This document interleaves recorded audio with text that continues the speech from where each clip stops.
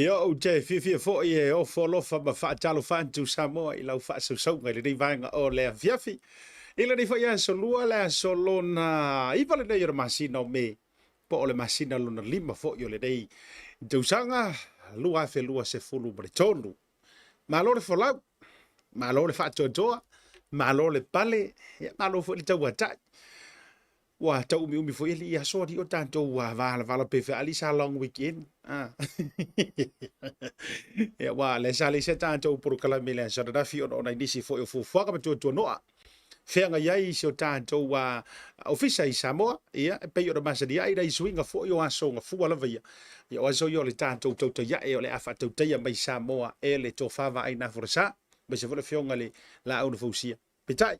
Ya ai le fo inisio to noa ma nisio va nga le a fenga yai mau to a ji ni so le tanto officer la le sa le se tanto por kala son na fi yo le ia ta patu le te le lo fa malanga le lei fo I fu lo tato mesia lo tato matei sili le langi awa o ia lava malona lo fa ia e le ma fai lava ona tu la fo ina I tato wala na fa nau fea lava le tafa o le lalo langi o fea fo I le atunu o fea le no o fea le tu malo ia tuli manu fa le nei kelope o lo e no pia I o lo e fa au tu tangi ai o lo e sa ili malo ia ma sa ili rumana awase manuia o ainga awase manuia o nuu awase manuia o le malo awase manuia ia o Samoa mo na tangata fa tai le lofa o lo tatou matai sili le langi wale ata fasia fa funga o la au to ulu le ala le fai ngā malanga ia o le nei fo o mo fai o no tatou wa vatuli ma va fata e pe o le tala I le moto o le mali e toi va pipi ia o so tuli fo I pe o le tala I le fono fa na fanua nei le malai o le mai le ala taua awa o le o ye le talito nunga wa tatou o I faleseu e sapi ma o mali ile lofa o lo tatou matai sili ia e fo ia la lona vi inga ma tu mau lava ona mamalu mai ai le amatanga o ile nganta anga fatalo fantu I feo yo le tala le lei ia awai o tatou faalanginga fainga malo o tatou faalanginga faaleanga no e matua le tu le ngā le tua o folofa ma fatalo fantu I so o se fata faitaulanga e fia fa ngainga to ina malo lo manu malo fa ngainga o lo pale mai le taimi le nei e wala ngā le tua ia o ila tou fa sau ni le ngā le tua o missionario fa fe au talai so o se taulanginga lava fo yo tou I tu te tele mo tou ngafa wa tau le ngā le tua malo a fa yo le faiva io e wo tou tongi o se seu walanga tila fa tai fa yo le faiva e le nei fo iaso e mese fo yo le fita I tunga ia fa solo le tanto fa talofa o te fia fa talofa fo I ina yo tanto mantua e ui I le lo wa o le tau bre timunga ki ro pe ko ke kau fa fonga mai ai le to unu tua te le ati munga na la fa I mai ai ro mantua betu fo yo ni usile nei e mai so le nei petonu o kilani ia o matou to va ia fo I le ano ai o le swimming pool I lungo au tele la towia o te lo fo I a fa ye aro I pe le tulanga le nei vai aso anto e au na mantou le to e feo ai pe matou te le to e fa nga ina ni ta vale e o le a matou feo ai lo I tamai va pau fo ye makurula ia wa vea fo I ma mea wa fai ma fa le tonu ma drop by le internet le tele o taimi ono o tulanga lo wa fo yo lo fe nga ia ba matou le tau I ti monga o yo le talo sia le lofa o le tua ia a o malutia le soifua na yo tatou tua a ma tua fo I ma tua a sina o le au lo wa sina ia ile nei fo I vai tau le soifua nga be se fo yo le no pia ia so lava se tro ia fa solo le tatou fa dalo fa o te fia fea wo ma pa anga ma mai ale Bluwave TV po le tatou por club o le Tautai A'e ma le maruia faiva o si o tatou watero malo a fua malo le folau tali matasi elisala oi ta mai tio le kolisio Samoa ia o stasi o po au le fo yo lo mafuta mai au se talia malo ale so fo maruia ave fo le dei taibi o te fa maruia atuai le tapena tu le sautina au ko ke politina le lava fa to a matal tatou vaiaso ia ma fo I matau se uma fe au le fio ngai la pepe se tai me fio mai ia pe ingi ngai fa piko ma ngai me alofa awa fo fa ngol va yasu ia mo ni so o tou tina lunga fo le tanto programa a talo fa to fide a manta celestina io mata afa le mafuta be fo i le programa ia ina i Brisbane au Italia ai mai se fo i wo ma pa anga mai le tanto au nanga sala jelu risanti ma lo la verso i fo bruia mai se fo i le to fine ia sa vali tavo Randy Fafia mai West Auckland pe ia ma to fa le tonu o to Randy fa le tonu anta to sing ka ko mo mo ai lungo le tanto update le ina tanto le talo le tau no to fo email ia le fa ka ko fa malo mo o to to po mo yo fo fa tai ma futa bai le vanga le fefe be o se risco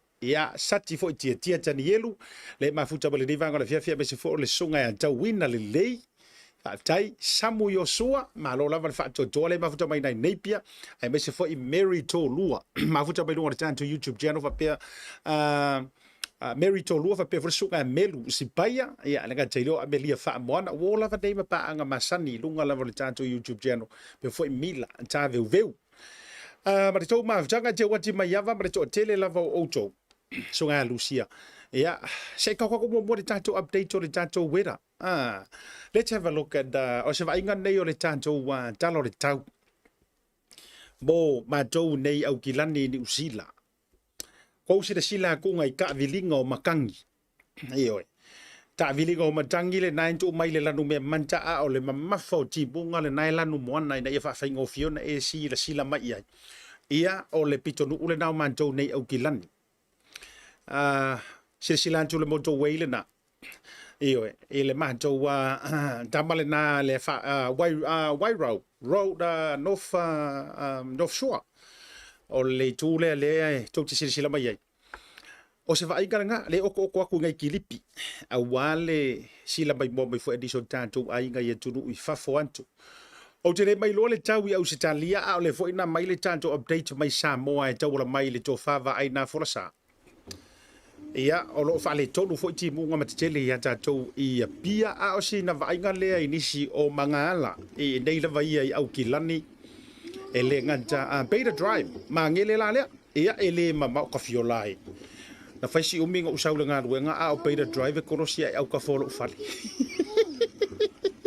iyo e sa wai beta drive ko ngeki mai lo ya o Buckland Road ele tau mantela lo no winga o fai fa se engar ma ko fa iyo ka fiola e si ko ingo vo di ko unga ke ua vai tu ba to fa le wa fo malanga makakau fangoka ia nisina o tulanga o vainga mai le tae ao ile va veao se o mai le nei taimi o lo o malingi pe ti munga ia mato tele o nisina fiso tai mai ua fale tonu tulanga o Maota ma pitanga malawa fo ia nga tele o pisinisi ele pitonu i West Auckland ma le fa solo i North Shore o pitonu le vai ai matua ma fatia tele ia i tulanga ia faafetai nisi o i latou na maua mai na ia o video sia pe o se uso ia tai leota io ia wai fia i foi marko akele pe tetele ia timunga me se foi o lolonga wai vaveina manava e pe ila tai leota o makua fia nga o uso kwa ko uso le fale ai foi nisi sa fu e fai ma fa tana nga rene ia so na nisi foi o tamali ia pe tai wo toe cancel atu ona o tulanga longa lava foi ia o le tau ia se vangana ai ia se taimi to ai tau mai ia le pule o le tatou blues ia le fionga le au pepe ia i se taimi rungo le tatou pokalabe au o manatu e oto atu nai va aingana awale se usira le mamanu lo tele o le tatou watu ia afa pe o le ke sila mai o ku ai fole o lo Maota po o lo Maota po o manga ala la tala o awala me ngai le ongi vai kafe iyo le te sila mai ai no they are roads but dead end linali ia le na tonua ia ina i Mount Albert ia ua matua vai ka ele fa solo atua ia i le dei taimi ona o lolonga ole fautuanga lava ia le porokalame ai tatou tele i fanga solo i niso tatou updates matua tautuana ma o tolu fanau manayo tatou matua matutua iyo ka kuanga ma o tou fa mole au fo ina e se tia ma vai ta mai ti ki au ke ku fawinga ka mai ki o ka ele lu mo na tele e tau tele o iloa ma se me o si ama ma le ngoa i o fa mai pipisi fo ile o le au mai e nei lo longa ma nei ta fenga fa mole lava au e te tu fawina ta mai ti fa pe i ora ia ka ele lu mo ole ma o e ka wasu ese vai ma lu mo o ma ai fa le o nei me i ti te fa le yango iai e ono tutupu mai ai ia fa ala lave te tele o cleanliness lena ia wa vai tatou ia GI ia ole se vai gana shopping center GI ka fio like ka fefe ia o nisi na wanta na mana tu le oto mai ma tu langa fo ilele e pito nu ese e to tonu lava fo o au ki lani nei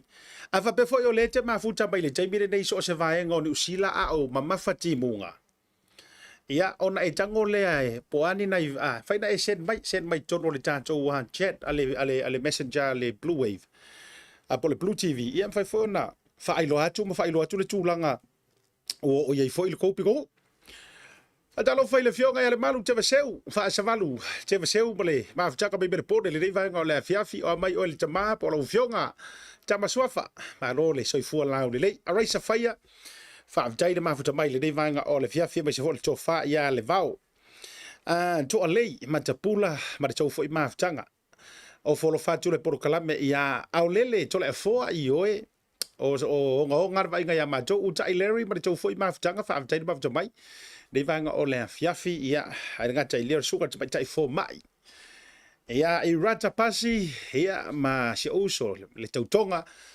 ia au pau ioi au John pasi ma le tau foi mafutaka le vanga o le fiafi sati tia tanielu fa tai ma mai be se sunga lino Samoa na ngalo julima le foi mafuta mai foi le vanga o le fiafi ia tali tonu le lonto o so longa le me uma e le na foi tulangi mo o to uma la tato tu le malolonga Five tail tato Pacific 40 ma le talo fa voucher be se le major sponsor le Tasi Market mai so le telo tato o loa fa ta wina le Tasi Market mai Samoa ia le fa ngalo le Samoa Tourism Authority ma le tau foi unanga le Maota Samoa service station si vai tele i o fa tail o unanga ia mo le lango suina o tato pro kalabe talo fa fa ali siale ma le tau foi maftanga be se Rima Crichton a tail lava i ia o ngai au tulo na ia utai nifo ia utai nifo pua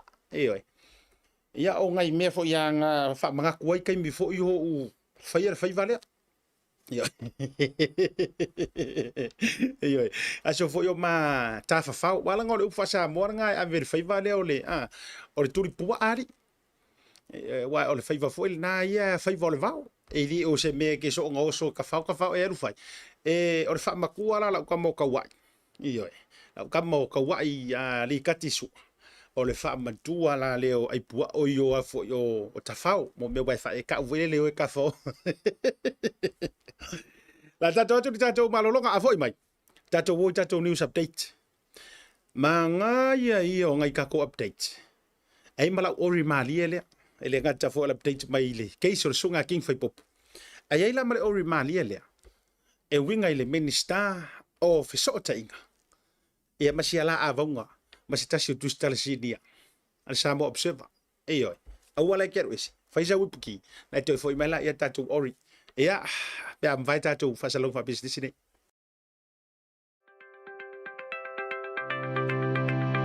taro falava o lo ingoa o lua hunt o se tasi o tasi mai le Pacifica Family Health Group ua lata mai le tau marulu ma ua ngā solo le polokalame o le tuinga o le fulu. E whaia fua le tui o le fulu e le ise tutongi mo so se isi e ono fulu lima tausanga a ngai lunga mo tātou Samoa ma tangata Pasifika o lo o lima fulu lima tausanga a ngai lunga mo tina ma itanga mo la tau o lo o maua i ngase tu mau pei o le sela, le suka ma le toto maulunga mo tamaiti e ono masina i le sifulu lua tausanga. Ma la tau o loo maua i ngase o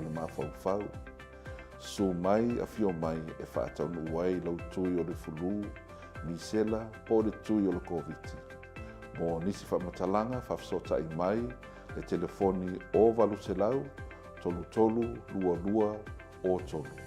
Whaftai.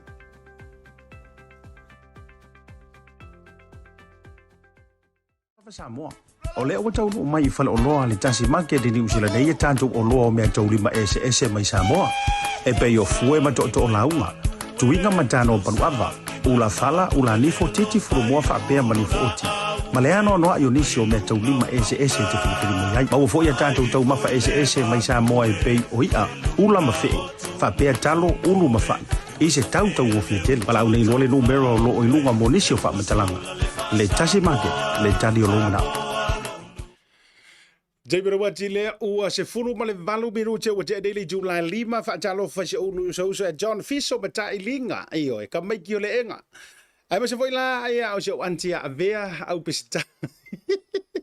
Ia fa pe foi anti Emma iyo e. A fali ala no ese le ba futa baila loi Hastings yo fa tele lava ya mo le tou fa manuyanga fo ile ngata isi of tino mai le lena sa fashion iyo po le lena se ele ya ai se foi la ola kamare iyo upu moni ya atalo fa tanga lo tawa fu de ai berry le mafuta bel divanga o le afiafi ya se foi ia shipa fa tupu nanti ma tou foi mafutanga iyo fa taila mo fa manuyanga ya se foi se usole tama pese la wiloa shailo stau mata fa ai iyo tala noar kanga ngai loa nga iyo tu lo le kala ngoar kanga ngai loa iyo ngama o sia lima mavai pe o ngalo ka fao yu ka ko sivi iyo mare tua ele ta ua o se turipua apo se tangata ele leise ka fao iu ta tonga vao pe afa pe ke le o ko sivi iyo a pe talo fa tu le tau sala ya pe iyo ai ele mafainga ka ua o se kaukai po se tangata turipua skaka ka fao pe afa pe ele ke le o ko sivi ava pela e pe o le tafao a le masange ia se uso ya stau ia shailo e kama foi lele na ona pasi ai tua mafanga a inga na ona pasi na ona pasi ai kua mafanga a inga kilo le anga vale kilo kamakau Maulo mau ko si me la e fa viron kadinga ya elita wala o stanga ta duripua ya fa pena fa pela te masangi kamanga ya wa man tua o vai nga fo yo ta fa lang yo Samoa e loa le loa vau matua vau maua vau puanea ko sivi afa pela o lete mafuta mai a ngaka la o e kukuli ile va makua ya e feololo ele o ele mawala ngi foia turo wa sisira mai e kele mawala kamale e se va matua le ai e ke mawa ar kamare kong vai kamai pepe kamai ngi fo pepe ko mana malele e foia se uso John Fiso ka sire ava makua i pua iyo e faila ke so aku loa ile wat fa solonga na e loa foi fa solonga o lo fanua iyo sami e fa solo mai lola ia le sami lau ile vo ile ya tala loa vau matua vau maoa vau puanea ko sivi o kamalaya e ke kaule maua i se vau makua ma se vau maoa iyo e te whakawhakafa kuro i le vau puanea. Anga i le kua sivi. Lua wheko airo makamaya. Iyo e. Ai a whapera ele iyo o kele lau wasa ma lau wa o vau ngangana nga. O vau ngangana nga e whao ngai mengi o tawhao ngari le vau. A whapere iyo o lau wasa. Iyo e. Ia male songi vo ele le auta i whau iuka i kamanga. Ia ele... le na ia la ka ko news update la ngai teu mai wa e mara makele ai foi e sere le anga o loko le sia ule loa kuripua Ia, o le tātou update mua. Whailoa i le whionga i leo mamalo le malona Basiofo, Head of State of Samoa, met with le tupu, le whionga i le tupu Peritania, ia, le whionga i King Charles, po o le tupu ia Salesa. Ia, i le mai ai o le whaapalina, alo ia o le tupu filifilia fo o le malo telo Peritania. Le sa sui tūlanga mai i Sioratina, i le Queen Elizabeth the second, le whatoa le i le vona tu umalo pe mariwatu. Le lau mawai lea vano fo i malanga tuai ia, le au mamalu si o tātou malo, le whionga le tui malele i whano, va le toa so lau vi le lua. Ia masio na masio fo le whionga le matua e wha mausili. Ia ma maua lea vano e le ngatala e whailo ia tuai i le tupu filifilia o le malo tele o Pelitania. Po le kupu whaawinga, ma raua umanga whaau urka malo. Ia ai umo fo ilava noe whelo e tua inisi o tai longa.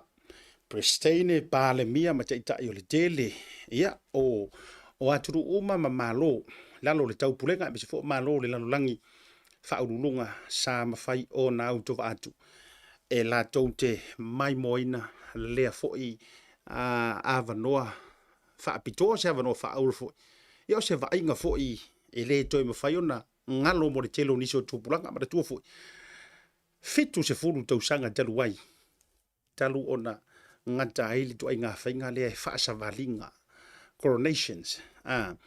O le whaafeawina i ona tūlanga ma malu ma ona tūlanga lau walunga.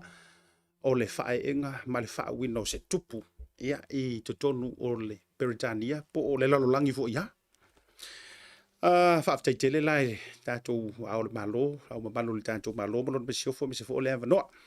Whai masui o le tātou malo tūtua Tasi o Samoa. O leisi tātou update mai Samoa o lea ua toe wha malo sia tūlanga o le mask e tonu o Samoa. Mandate.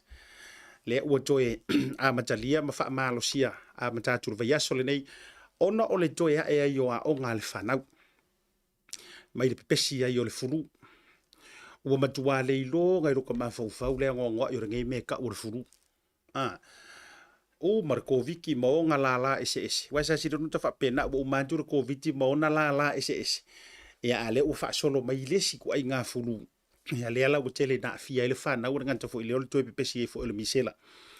Le ala o to fa mar si ai de tulanga o le fa yo lo telefonga. So se vai nga fo yo Samoa, ai mai se la vai no fuanga fa tele no fuanga fa lo tele. Feo ia i mafita lo ile maro le atu. Ya tau tona ma o ile ki fa fo mai Samoa. Po o fia lava foi a wete manatu mama ia i pea o faiatu o lo mangaku mama i se mea ia e a fuai foi ona sasi ma avea ma me tele ai kanga singa au mask ai ua au ngā foi la le vaenga lea ua ngā foi la si vaenga lea ua toi wha malo si i Samoa ai ua mapuna mai ai ma manu mai ai i runga mani whelau toa inga ai mai se foi o fina ngalo ese o manu o le anturu. Ina ua fesilingia le mamanu lau tele mai so le autu si tala. Le whionga minister so i fua maloloina, ma le pulenga, e tu sai, o le whaasa inga o ka ngaka fo i e tātou street vendors. I la tau le wha moe i ala ngā tupe whaata watu o loa e sāwa vali so o loa i taulanga.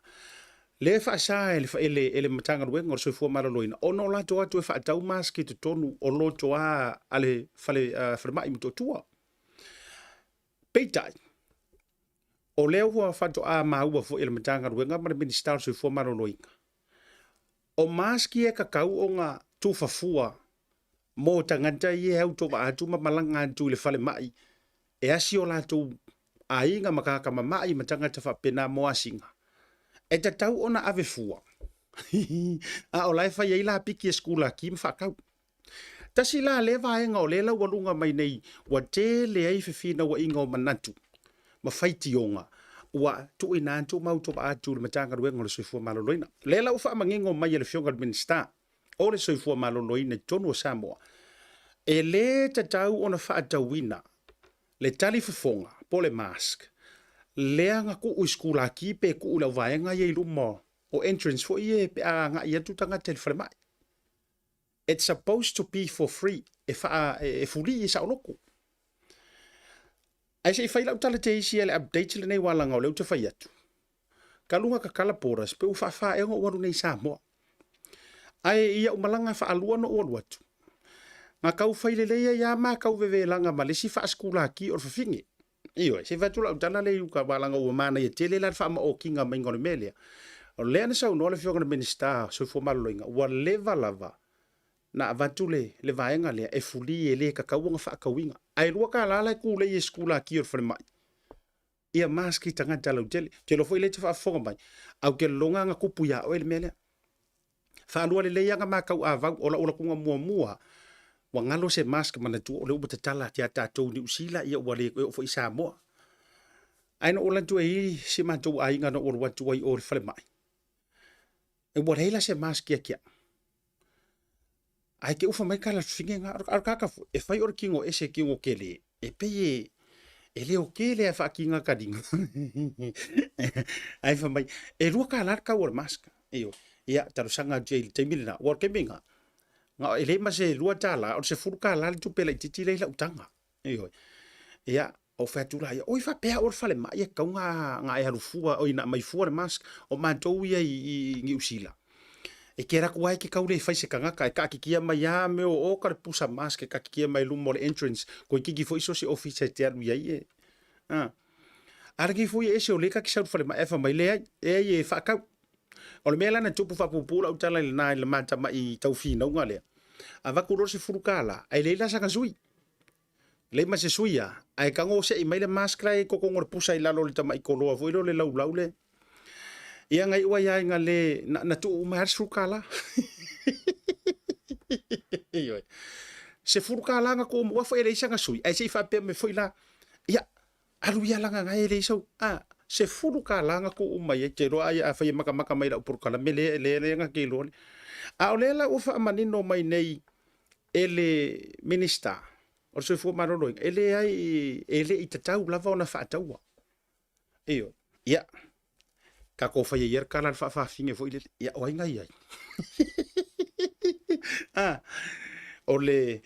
ole avo o jelo ai wakai ku ese ai wakai fa ka we ma we se ka vale au skula asikura ki ngai fa ka maska le fa to atoe fa ilo mai fa pe e sale te tau bona fa tau te tau bona for free yeah anyways mo o jowe fa fo mai Samoa awange e ko vese ro ka la se skula ki tango e vidi leo io le wo fa tu sa o no program la leo fa maunia mai el minister so fu maloloinga a e to malangantu ele ai sau mask tapa ia mask for free o tupe o la fonga tanga tole malo tanga te finga ruenga o tupe ngai ko fa ka wa ia mask nga anala an wa tule skula ki le po mana o to fa ngai le la piki runga nga e se fo to wola le lo fa o to ale la o to fa fo mai ia ele ta tau ona e to tongina se tupe is mask tau tele o le ruaka la le ko fa ngofio nga io te fa pe visi it's just a $2 le ai it's the matter of doing the right thing e le avatu e fo fuli mo tangata wa ia isi le mafai ango ko kuli le skula ki ko fo ia ngai tam ngai ka mama ngai kinga ko fo ile le o la ko ainga pe ngofo fa wa le mafai ngo ko karu fainga le au ale au le kai o ia le ana skula ki e tu lo foi la to lo ia ni sina vai ngai te tau ono do mata i tuina ia le u fa mapu e mai o le si tanto update mai Samoa o le asora na file sa tula ye foi le sunga ya king fai popo me se foi o le sunga ya le mai ya mo le fai unga foi o la case mana tu o le lo loma le lawina pe o le a se umi o fa salanga o le fa monia pe taila le sa tar sanga le sunga ya king fai popo o le aka malele paulo ia ina ia tu se avano to sa ile se na loia mana tu fo ile sa ia te ena la na loia mai le to lo longa verso na nei mai tu la ia ma fa pe antu wa le to ia so na tari to nunga ile loia sa tu la moia Le la ua tu iai e le fionga le whaamsino, ma le fiso whaamsinonga, le lua vai aso. 2 weeks le ua tu iai, e le sunga ia malele paulo, e na ia te tau ona o tu iai. Ua maua sana lo ia fou, ma ta pena mai, ia ua fo i tūlanga, o le whaasau ni atu le lawina, pe o le ale umi o le la, soli ngā tūla fono, lea ua wha mao ni nei. Raliska ko update, mai Samoa. Fese se ai, tato update la le, faisi maali o le tato update la lea. Lea ngai umaenga, o na whai ai lea ma tato whaasoa. O le wala walunga mai le teimile nei. Se fese inga sa whea ngai ma le minister o wheso inga. Le tō whātoi lupe, pomurinuku onesemo. Ma se dasi o tamaitai tusi tala mai le newspaper foi lau ilo journal le tato tunu u le Samoa Observer. Now, ele o toi tau no tia le mata upule ono le ua publish mai ma wha lau i tele. I runga o le tato pepa o wha matalanga me se foi. Ia le tūlanga onga sa iai le whailoa inga lea me se foi o se whaatala noanga. E le tau whaapupunga tunga o le mata upule ina o tau sirfia. Ke lo fwere ngā ua kou sirfia mo tau whaitau iai. O lea whaapea mai sa whisilingia e le tamaitai tu si tala. Si tasi o tu stara sinia ma le Samoa Observer. O le suafa le tamaitai lea ua whaailoa whaalau i tele o le tamaitai a sia lai. Sana rivi.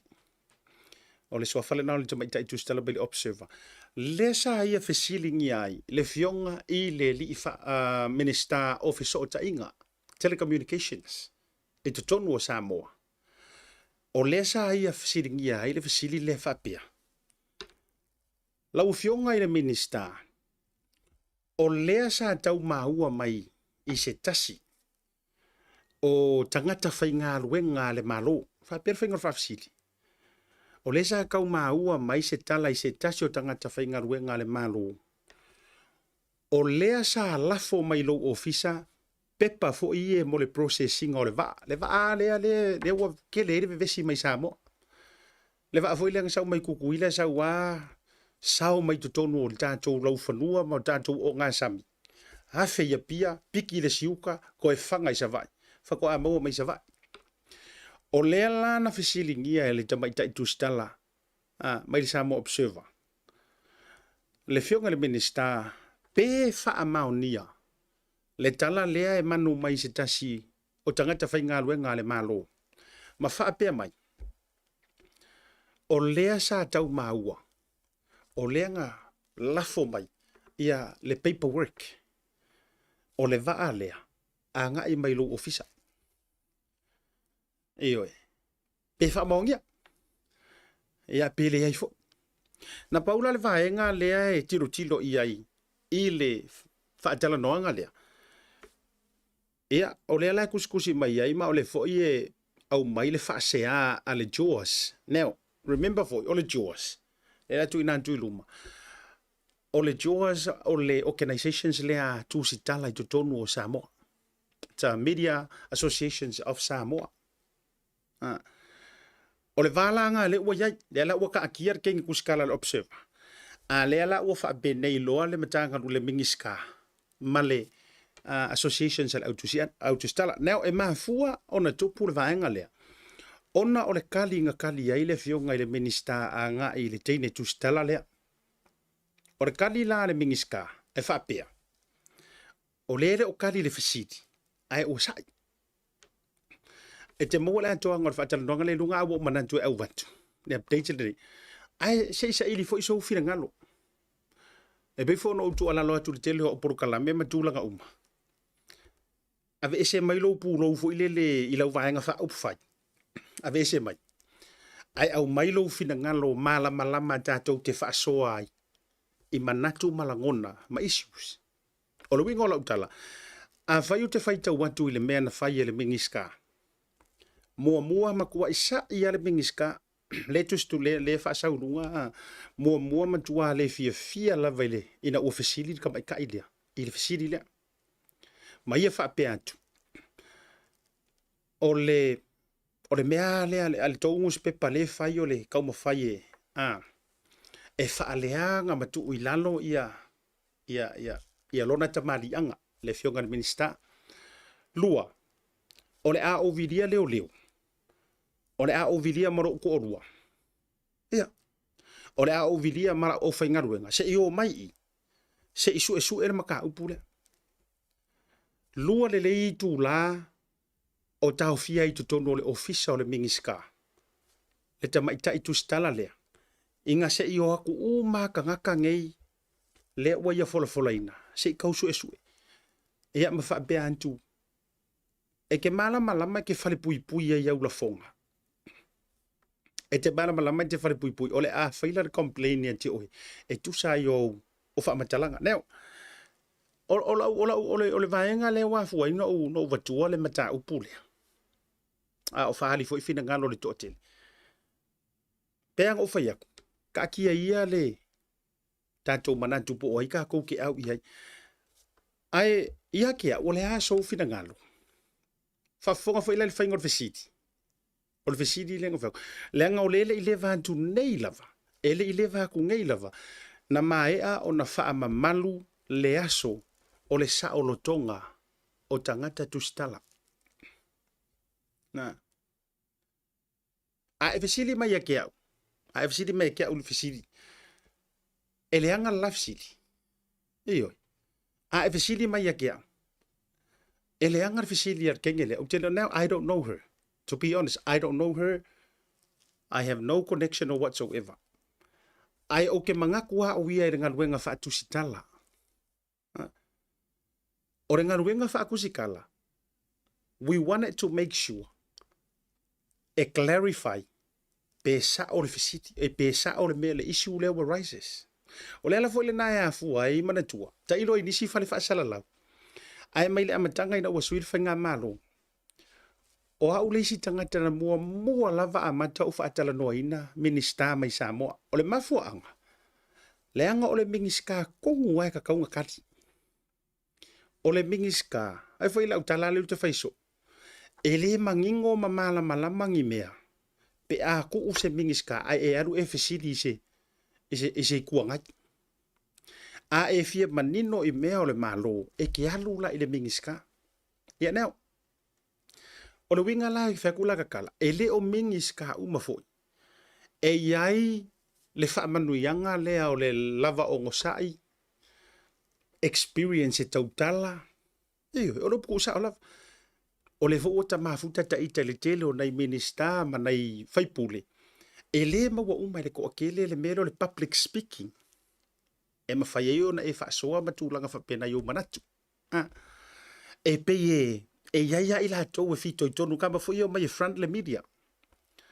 Lenga ia tea. E ile la fonga lenga whaapea ile mingiska. Ia. Marisi mea. Makua iyo e kakaunga e aru e su e lesi si au ngaru e. E te tauna e aru e su e lesi si au ngaru e nga ma faise si mea silio na useful i lo wolanga. Ole winga la leu te whai atu. Mana tua fo. A tonu e se alo fina ngalo ia o e langa ile o e se tustala. E se a lau. O le ngaluenga mātou ale au tusitala male au. A e maua se kala. A e maua. Mana tua fo i vai whaingot fasili. Now, I'm not standing for her. To be honest. I'm standing for the issue. Langa, I could be the person asking the same question. A whaika ke maua mai se source wha maongia. Somebody that works for the government. O leanga send mai ngi pepa nga i le officer. It is my job to make sure ka ke fisiringia. Just to clarify. Yeah. O le upobongia. O le upobongia nga ele o foi tato wele mawhai nga whaapea mai se i kako wo le si paki nga kako fisiri sa ole ai kako wo kako paki nga kako le fisiri sa ole. No wele whaapea na o le tusitala ia e neutral. Langa kasi lea mea ua sawa inga kele eile au kusikala male au whaasala lau. Ona e whaaitu au fo i lau lou loto ia o erkangakale. Ai a e tu waile ia tia. O le fesili ia. o le mahangai ai o le fesiti. Mea le ufel chawa, e iai se wha maunianga o kala ia wasau, o lenga send mai pepa, mo le processing ai low officer. Pau anga le fesiti. O le kalila, le ai se wha maunianga. Ioi. Au te leilopo ai mai ai kou sos, a lewa tali atu le matanga ruenga, e le ai se wha maunianga. Ia, o le karinga o fesiti. Ia umaro. Malie ale inga. Ai tau mo mai le pointi lo ko fai kua. Le anga ile la no ngai ka ka lau kele. Ai la ngo ngai ka kusikala ai mai si o tangata ni. Wa ye yo la tou fai longa i mea ka kusikala. Oi. Ele ma fai foi ongo kai loa le lei ke lo mingiska, ma le mingiska ile fainga o lana foi matanga luenga. Oi. Pe afa pe fai aku. Ai e fa sanga mai o ke ngiar kusikala. Ai tau mo mele winga o la te tala. Whakai ka inga. Whapene la o aula. A ofisiringia se kanga o whaalonga. E mawhai o na whapea sa ofisiringia. Pea whapenge le ofisiringia li mongi i le kua ngai whateta inga. A maua le wanoa e whaise whatela noanga pe antoe a e mai mwhaai. E whai ala ofisiri fwoi lele. E ke le o kalia ia inga. E alo whaia inga. A tono la a ofisiri whapenga. E fia isi. A e lau e isi roka fia poko. O e tau maua mai le wingola utala. E fia ai isi. A e lau e isi roka fia poko. O fea lai ke kolo aile laina o le mea o le tangata. Wala ngola ofisiri sa anga ke ofisiri. E le kire kalia inga e alo whaia inga. Ioi. So, ia te aula. E lango nai la whaale tusitala. Le uke kalangoa whaare kusikala uke o kalangoa haku wha porkiki. Ioi. Le anga e lango na lo ta wha anoa noa. Ai a ka laku se mingiska, langa ola o mingiska, o le mingiska lea officer o ta inga. That's a media's minister. So out of every minister, fo inga le kakaunga o ke ngiaka ika. Panto le minister le te tau ona tu e pui le tamali anga o le tangata tustala. Ia e whaasanga mai la le mingiska, ia whairo maka ika i ofi, ma whapea mai. Aru e suisa unga ruenga. Just because of trying to clarify pe moi, pe le moi. Ole fasoa nga vaenga ole ile issue le lua la vaenga te fia fasoa ile mata upule le la o punga mai lo male Jaws fasanga mai lo male Jaws sa mala mar mingiska ma fa be mai e matua ma to te ena la vaile kalianga le tu ainga a mionga sa e fatino ma e faianga ile kuskala unprofessional. O le upunga le whao ngā mea le tusi le Jaws, le no whaitau wai. O le maanga ia o le oso mai le Jaws. Se whakula ukala le aka koro le malolonga. O le maana ia o le oso mai le Jaws. A o la ofesiti. O fea issues e oso mai le Jaws. Ki whengi. O fea issues tau te whaatanga mata i iwi ai tau te whaale ango iai. Tau mo mai le winga la utara. O fair issues a kukupu mai e fiu e kausu e uko. A o fair issues singa ka mai menti a sauro le a koirunga. Ruinga na la utala.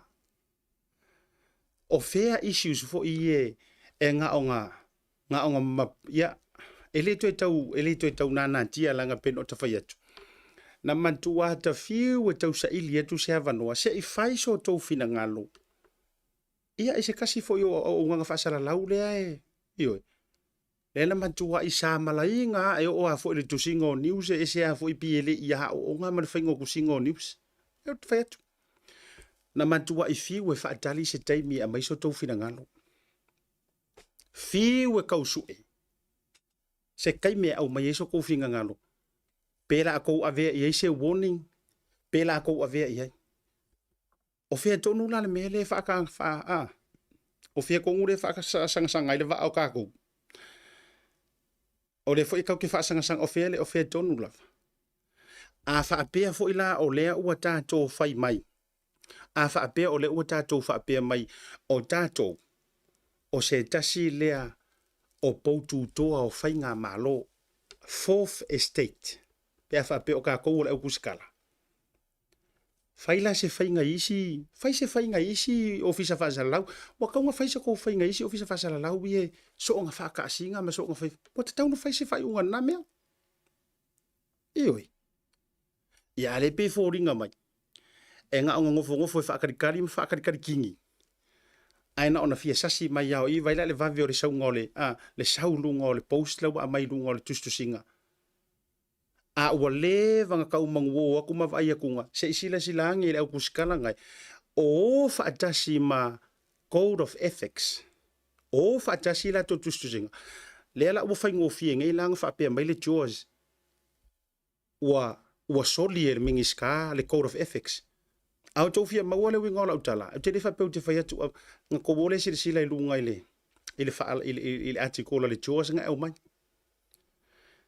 a faila o le whaingo fia ono tau whaingo fia ono tau whapea atu lau fionga i le minister lau fionga i le mingiska lau te wha soa sao atu lava teiteia lau fionga i le mingiska wa solia le melea wa solia le melea wa solia le melea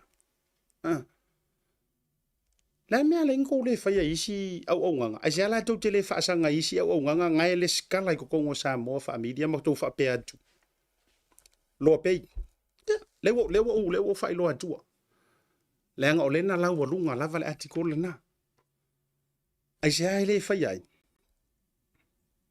ya no utu atu fa pena ya tau walunga le mala ufa soa maru rufa wono no lo fa funga pen of it's all a hearsay o lela ua avatu le tangi ale fale tu o le minister e wa avelanga kang e fa te taule wala ngai e sa o ila tala fuidili it's a hearsay o kala le ua publish mai tua o le version le nal tu stala iyo ia ai si ia lule a lungo le mele ye si ka ko fa longo long po le a foi le version na e na fa longo longo ai e malanto mo le mawina ia ai po le fisiri sa o foi le sa fisiri ngia e no da faiatu ia o Samoa e se a foi le leve i o tulanga o tutupu mai e tono se dato tru e yo le ia la tato tu malonga a foi mai fa filo il tato malo e lunga o le proclame ile nei vanga o le fiafi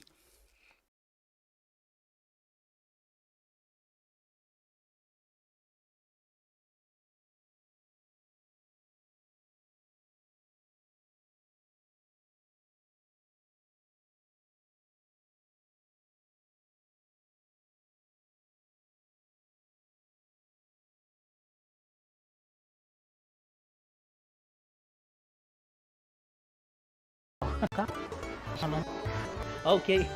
Hello, Vaku. Yeah, fancy. Barbecue? We have the barbecue, please.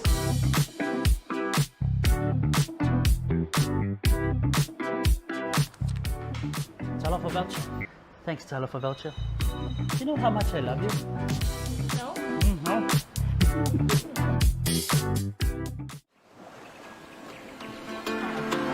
Now that is beef.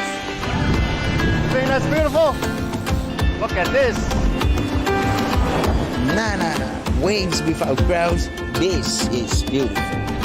No, this is beautiful.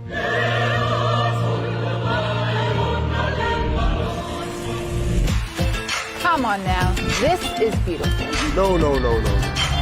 She is beautiful. Now how's this for beautiful?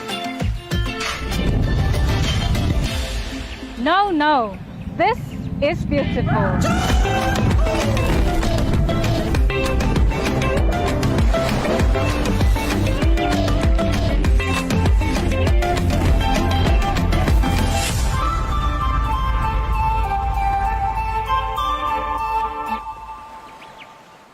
Jaiwala wati lea ua choice furu minuto de jalo le jula e ono ile tautua wha ua wala Bluwave TV re deivanga o lea fiafi ia au te fia fo e whailo antu o lea ua maa whai loai Male kapiteni o le au whaavau ale plu.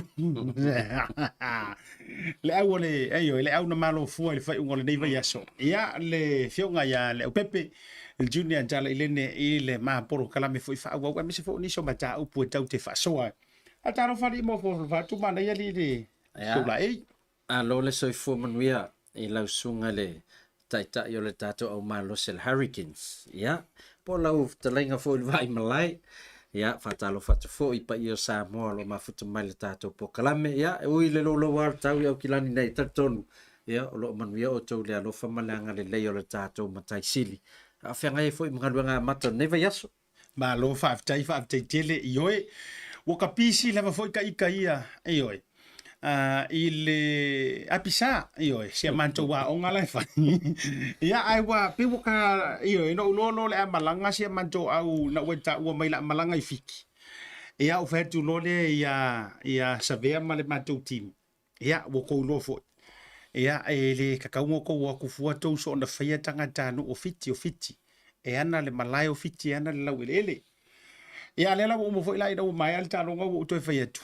Ia wala va foi ngaru ilalo. Au wale u al kede ilalo e whade kongo i foi. E pau al vai ngata wasia. E na le lua au ia wo whaia ina mai fiti. Au le Crusaders. Ia mal tau au. O le fatoa foi me le plus i vason te na watu foi fiti. E sa vela fo. Sa le wa foi tau fa mata o fiti. Ya la sa malo yo. Ma tu foi la le au le auto le plus. O le tele yo ka ki Pacifica le ai pe ao ala. Ya la ta alo ini fiki. Ao ai fiki. Kuso la yo ala to tu. Ai la ngo sia manto au male au le Crusaders. E tele manto fa na nau nei usila ma nei palalangi.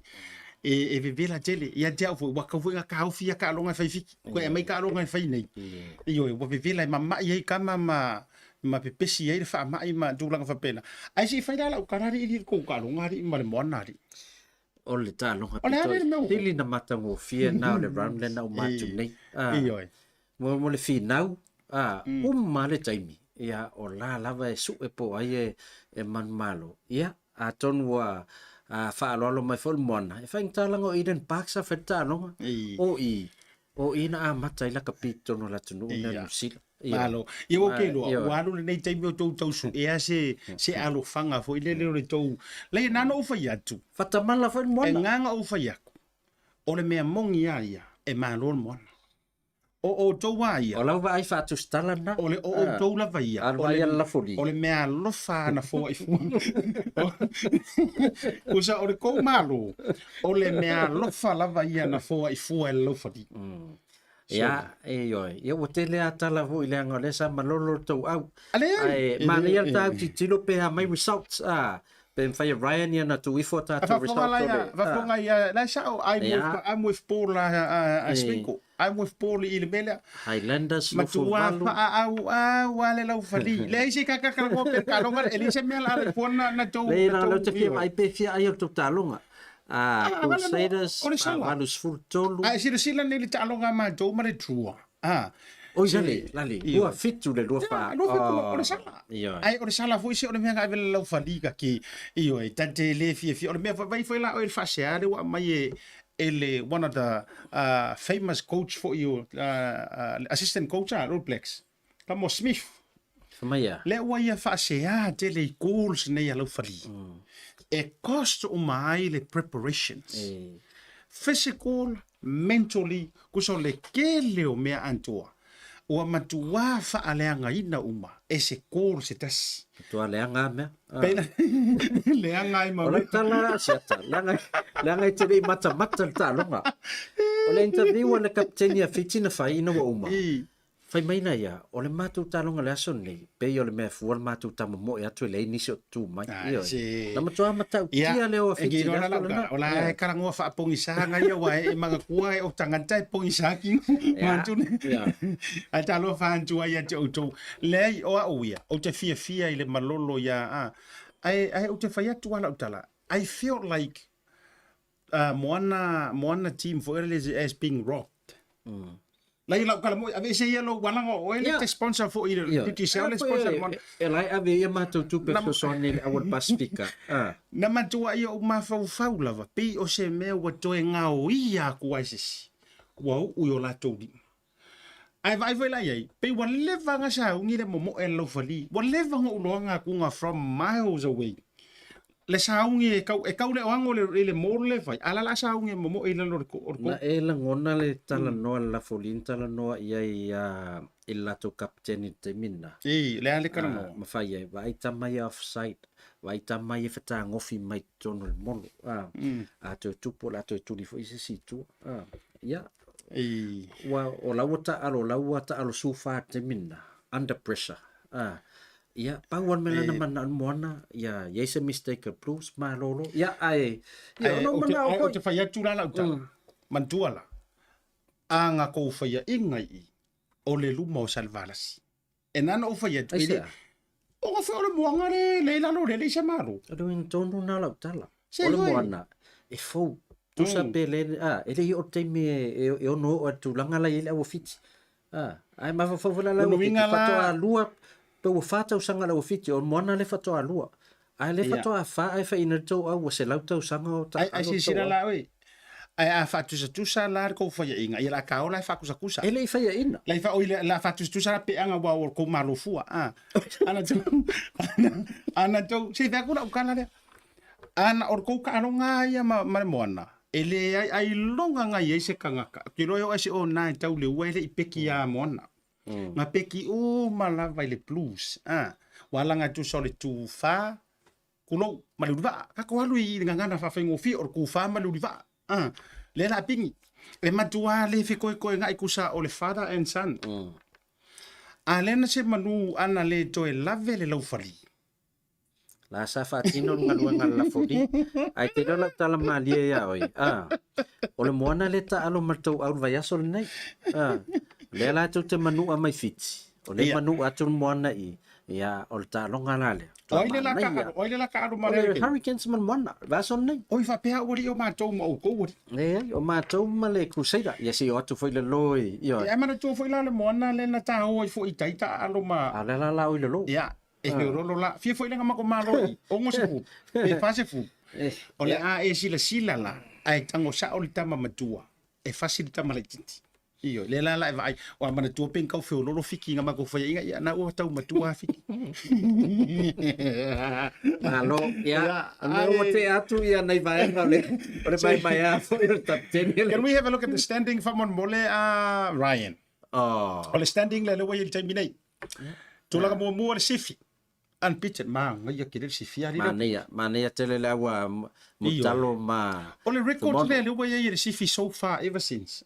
Fulu ta longa le fai. Fulu ta longa se fulu manu malo. Fasu lima pone sire. Tulu le Brumbies.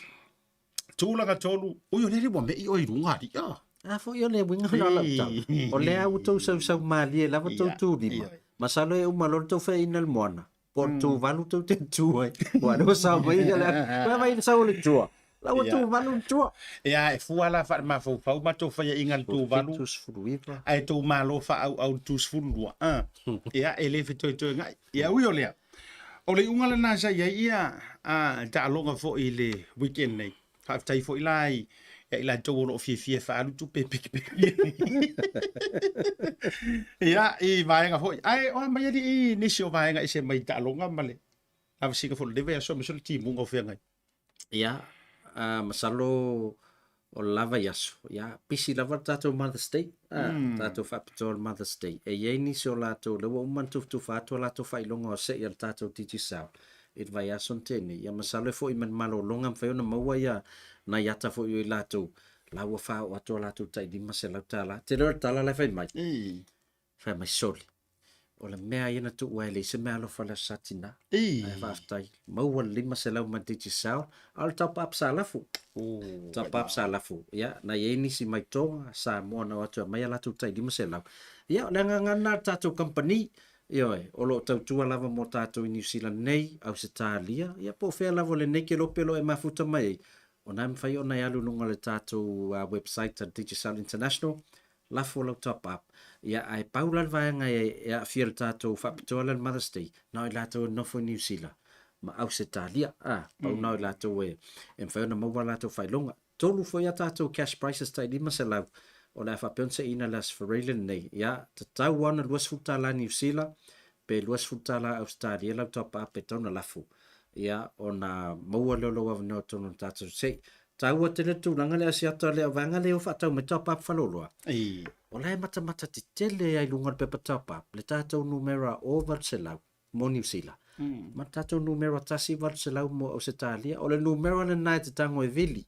Umana vili fai mailon masini, enta i tonu numera tau ainge Samoa. Umana enta numera Samoa, tai te tonu le recharge pin, e se furu rua numera, nai tusi lunga pepa top up. Umano, sau lola i o wha maunga ia i mātou. O le numero le sa whao ngai vile le numero 0800 po le 1800. Mau e mātou. Mau e mātou numero tau ainga le sa mua lenga e tango ala fwe top up. Ia, ma le recharge pin le te tango entai tonu. Oi, nā mau te loa. Pe lua se fulu, pe tau se fulu, pe lima se fulu lau top up. O mea lana e sau se.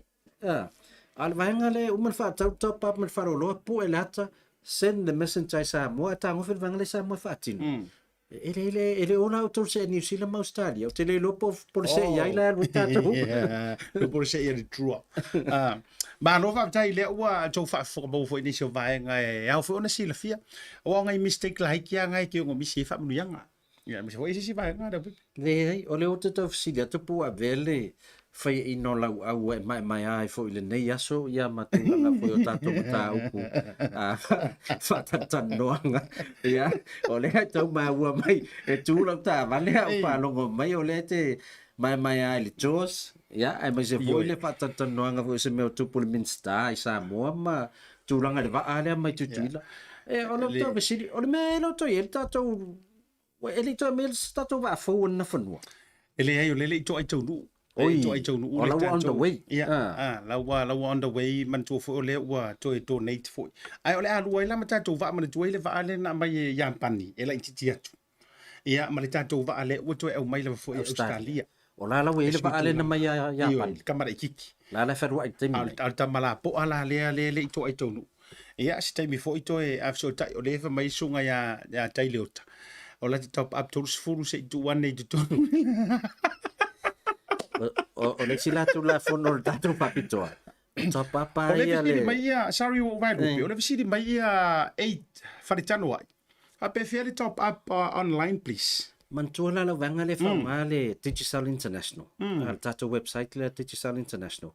O la we le stala lau email address. O temi for registration. O la fo ia tu ato i tonu lau contact number. O temi umala telefone el top up. Pa wala me mato siaki. Pe luas fu New Zealand ai lunga lau top up na lafu. Saulo le mato li poti. So awat pole tato ia lunga le fa le tato website at Digital International.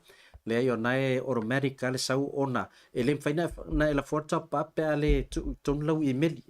O lau email la sau ia mato. O top up le lilo tai leota le mana u support si el Hurricanes. Le era tamana sa watu e se loa. E le alu tonor se. Ia, le o kamanga mai matau. Atalo fatu ia jole fo sini lave te vanga. Ia le mafuto fo le vanga mese ia sunga elisala tali mutasi sa o le elisala sa o le lo so no malo lucky ia le pulu. Come on Hurricane. O ai fo i Teresa tunganga. Ale ya me se foi o lo que vai ko querer ma ko au Hurricanes on tato tele le ai le lango su o kulanga la ke lo le mo mia le shape up ya mato o ma ko fesi ele le to fesi ele le ma ko fesi langa fo mele ma wa ile mato wa lo fa fua mai le to au mai le to ele na ye to sanga te nga fua nga ma ko mai ma ko ka mo parent o man to important parent Mauteli au maia, o lona to o lua, o tene au kilani, o tala tene na whai ai. O a ola walu nunga lo mato a inga, pule oe, pe te nofo, pe te sau, o lan mentupu, e lei tau nuu tene nei, au a tūpo and barrack, wha mai blues, e maua se awa noa o te ta aloi. O te alofa I mata o lukto o lua. Mako kamaiki. E si ua fo iala se fale asi. Ale ai. Tei au se kengi karangu or kaka mau elsala. Aioi. Le ai, o le wina na o le matua no lofa fo ina fuai. Ai pei fo na e lai e pei na e fa afisilingia le teimi o le tato liso tato faso. ai mai se fo tatou update mai Samoa langa lo koe fai le mask ki Samoa ona uto e fai le mask ki Samoa ale lau ke akai le lau pepe la ka rute fai atu so le makua ma mi sa le anga ya ma le skula ki ru ma le mele o la tu ola ku mua nga kongi fuka la wa elise sui e rua tala elise nga sui o to ela tu le disi malanga le na mo tu masunga ya tu le fo ma o tu le matio ya si le anti o le sunga fa fenga la si fi to le fo o wala ai poruka foi ma o fa e skula ki fa mai e rua tala le mask o fa kura ukara se ia me foi le telango e sa o ke lango nga yo ki ngo e le fitau o fa e fa fe ale nga ko kongi ngai maska li o le makio mai o le fale le ngai suru fanga mai e so fo o fale mai e ke fe o lolo beanga e fa pe mai o of kai official la fonga o le official ai o le o ka kusa wo ko esa ko kongi la ka le me i nga le isa tauna fso so ki me a le la le fa to o mo tino nei na o official ngia le minister so vo maloi it was always free. Ke kau kari kongo ia me. Ya, whaingata i ona te tautonu nātu langa pe a whai ua lewa na whai. O whea a whai ua lewa na wha atau masta i luata ala i luma whare mai. Wha whea na le i loa e tangata e whainga luenga whare mai o le wha atau i le mask. Ia te au i le talia ina le whaise lewa wha atau i a masta i luata ala i luma. E sa o ina utala. Ola ua Mo tu wel fale o skula ki. La monia la tala. Ya te au ia o fal mai sa le o fal mai sulu fai e tau na fuli me a faila na la tula le si mai o la fia vai po mai le se lota la e pa ta o le maskro ina to e fo ia ina. A foi le no fai tau fo il tu senga se tasi o tamai tai tu sitala. La vo fa sa fo lunga i lona swa fai lunga. Na la tu e alu fale mai.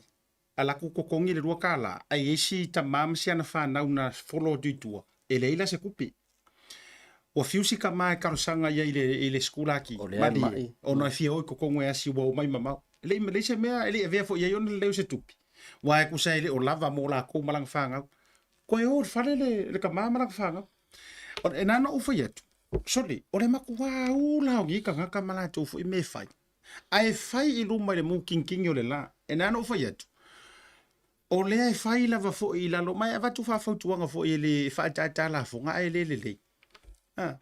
O lea e whai kongo e ai luma o le whai totoa o le whale mai tele o le matanga luenga o le soifua maroloi. Sila ngā wahenga fo i le pe a umai nei o lea laua uloa nge i sa fudi. So ai ora mele ka o koe whavalea le Samoa le Samoa.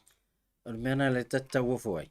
O lea e oso tua i ai luma i a fo mai. Mai la tau e pule skula ki o lea la te iloa le mea le fai luma o te ofo la ui e pea wha pea mai e le iloa o le mea la e fai e security ia o security o tangata pito i la haiti tongi na le whan mai ato o la risk le ngaruenga le whainga o le nei lua tala o lo no inga le lo pos whatonunga la mai tangata leo mai a mas Juala fai e ka le ia wala ngai moni ai mana tua e o le aisa ngo mali si mingi sky e lunga ile level la ye lunga ai le o mafai o la e tu wan tu fa tu tuanga ile operation ya la tu lo tama ye leva ia o kanga mask tamalana le sa wer ko inga sky dina le kama foi le ia vai fa buku ia umala ia avisinga umele e fa isa ufangu sa ma mo re fia mai disi ma nga ato ia le la wa tu fa tuanga por kalame ile tanto wa fia mai la tu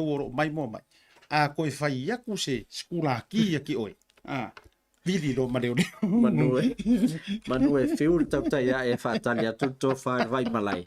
A la wetan malala. Ua mau skula ki. O no tau le mas. Ia malo lava no sa. O le acha si la fie. Le tauna e whaiantu langa e te nopo e oe e nem whaina tō e poi mai nipsina. A le mela na tupu. Ina umo foi lea. Ia mo se fulu ko sa ko la ko mo se furka la nga ave se sui ia ave nga ngotoa man to foi pe ala tu la tetala ia va ko ia ko lo ma o sui olla suka la ka wor maska ia va ila ta to ia ai fiana tongi la tulonlu ta lima ta la na ave ma o ma to la ai lei foi sui ele ngi sui ta sila na ma nga lo te fai e pe e popoko yo la va nga fai le la fa tu la ta la le pe ko ki fa fonga mai fo yo to ie fa ia me le Ia ele a faina le langa it's a fact. O lo te tala no atu sa tu. E whakanga le ai e avatu si tupe pepa. Ka ngā su e ro marasu. Wanu le aso tau masta I wata la. Ai watu lau tupe le se so. Kama ai Never na ola tamai. ai se ke fai a kula ukala. E sa o kana ko inga mako sa va. E ke sa mala ukala ngoa fa maka osinga. Ole mango maka. Wai fa penga. E ava ai mai ruakala. Ia, ruakala sa wale. Ia ai ava ai mai rola se ia kulpepa. Mai sorry. Ia su e aku mai malieta ma. Ele ia se si kupera ikiki wa fakanga fa penga ale ngar se furkala pe rosu. Ia tole foala. O au lima kala ngalu ia. Ai wo la ai u fa sanga mai tole foala. La foala ku maranga rosu furu bai leise.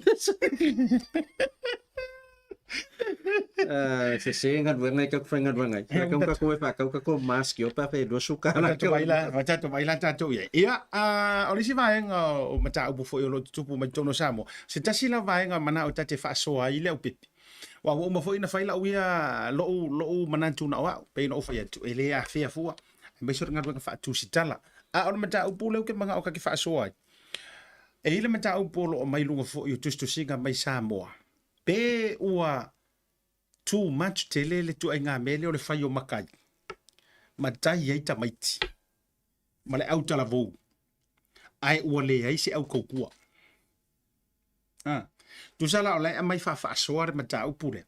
E ano fai tau atu fo iai. Ua loa fa ari ai mana tuani si fo i au fuelo loa ma ila tau. Ai me se fo ila tau o matanga ruenga wa o ngame le papa i ngala ngala. Ai tasi la lea mata au pu ale vela la tatara no fa la wa tele. Ia il ta por kalame. Ai me se foi ko kene le au fai tofa. Io e fataru fatu ia foi tai no Bluwave, su a puru fa tai ma fa mai kolita. Ioane, ia hurricane forever. Vai fa fonga ie. Ai ngofo I merpongi. Ai se sila oia. O leisi la le na umata longa I fits. Ya wala sama mata mai Australia. Firu la to ai nga tu portu le sa we ai. Yeah. No foi. Ia vai. Tau wa ili kati sua ko hurricane. So le ele. Stai leota hurricane. Ta pen le Tino usi Eremia hurricane. Pa wana la tala. Ta pen le to au. O lela o atul moana I la lo. Ngai yuli vai. Ngai yuli le au. Awane te tupul melen tupul. Ngai yuli le au sa hurricane. Te lo e kaule aingi puru lunga lo pokalame le. Eyo e taule ini ia maua foi ani pulu ia onai tangata foi na maua fuani o lantu tisi.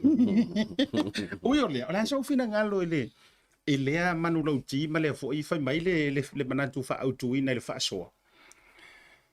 Fa mata o alanga ta tau le fa mata yo tupulanga ma fa na ulaiti. Ai a fai foi watu matu watele. Fa maka wale ai mangi au kokua. Ua afeki ai le vano no fofo I lele o tangata matautua o matai matautua. Ole manatu lina. Mai nganga o veko ai ingi au pururu o poro kalame vai le sa. Ai vai le sa ora utala. Vai la o rongo fier kan kai afa puru. Ele fai mai blue se pesa mai blue.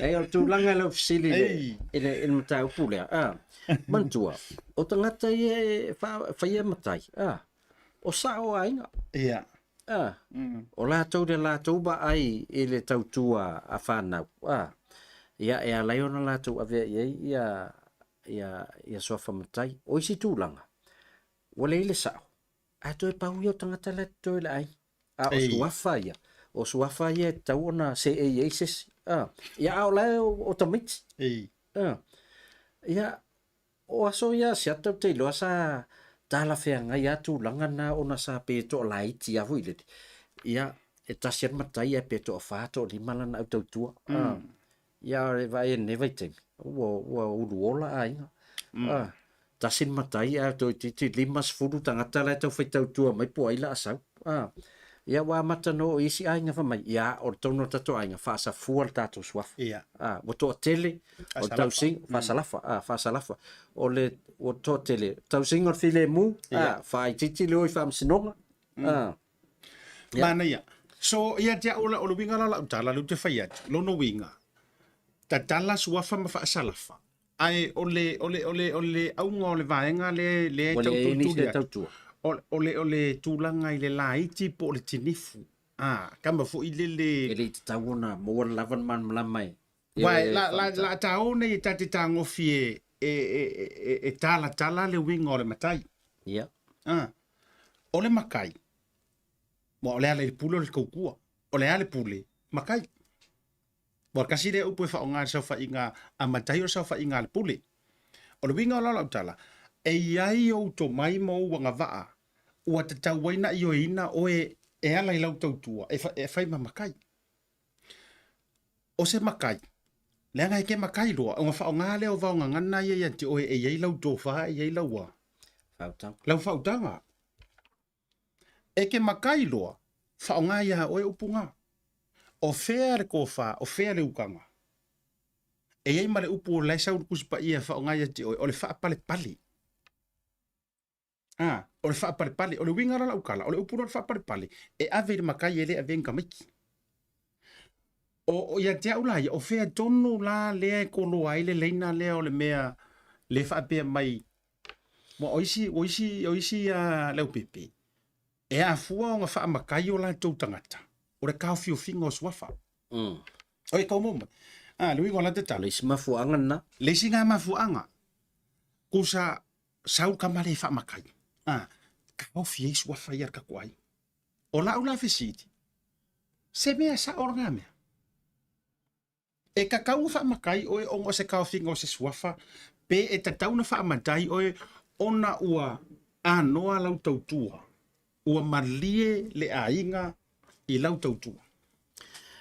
Ia wea si ata e sili atu ona a waifo iso o waivainga i le tūlanga o lau matai ona wa anoa lau tautua. Tautua. A wa o le tapenanga le na.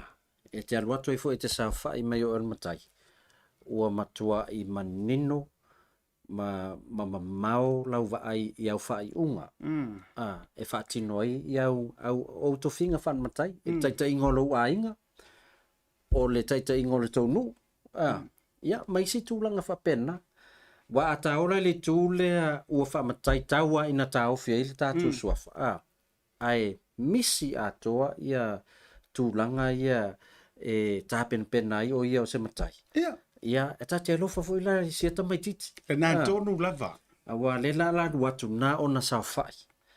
Ia, ai matua le aise me mwhai ona whaatino e se wha matai i tūlanga o sao whainga. Ia, pe alo ia fo ila lona ainga. Le nā tōnu, le winga na laiona o vai e tunga le tusu singa lea. Ma nai e o whapele, a mai e whai wha manatu i lunga o le poloklame, me se foi o le whaasoa. Ia tea.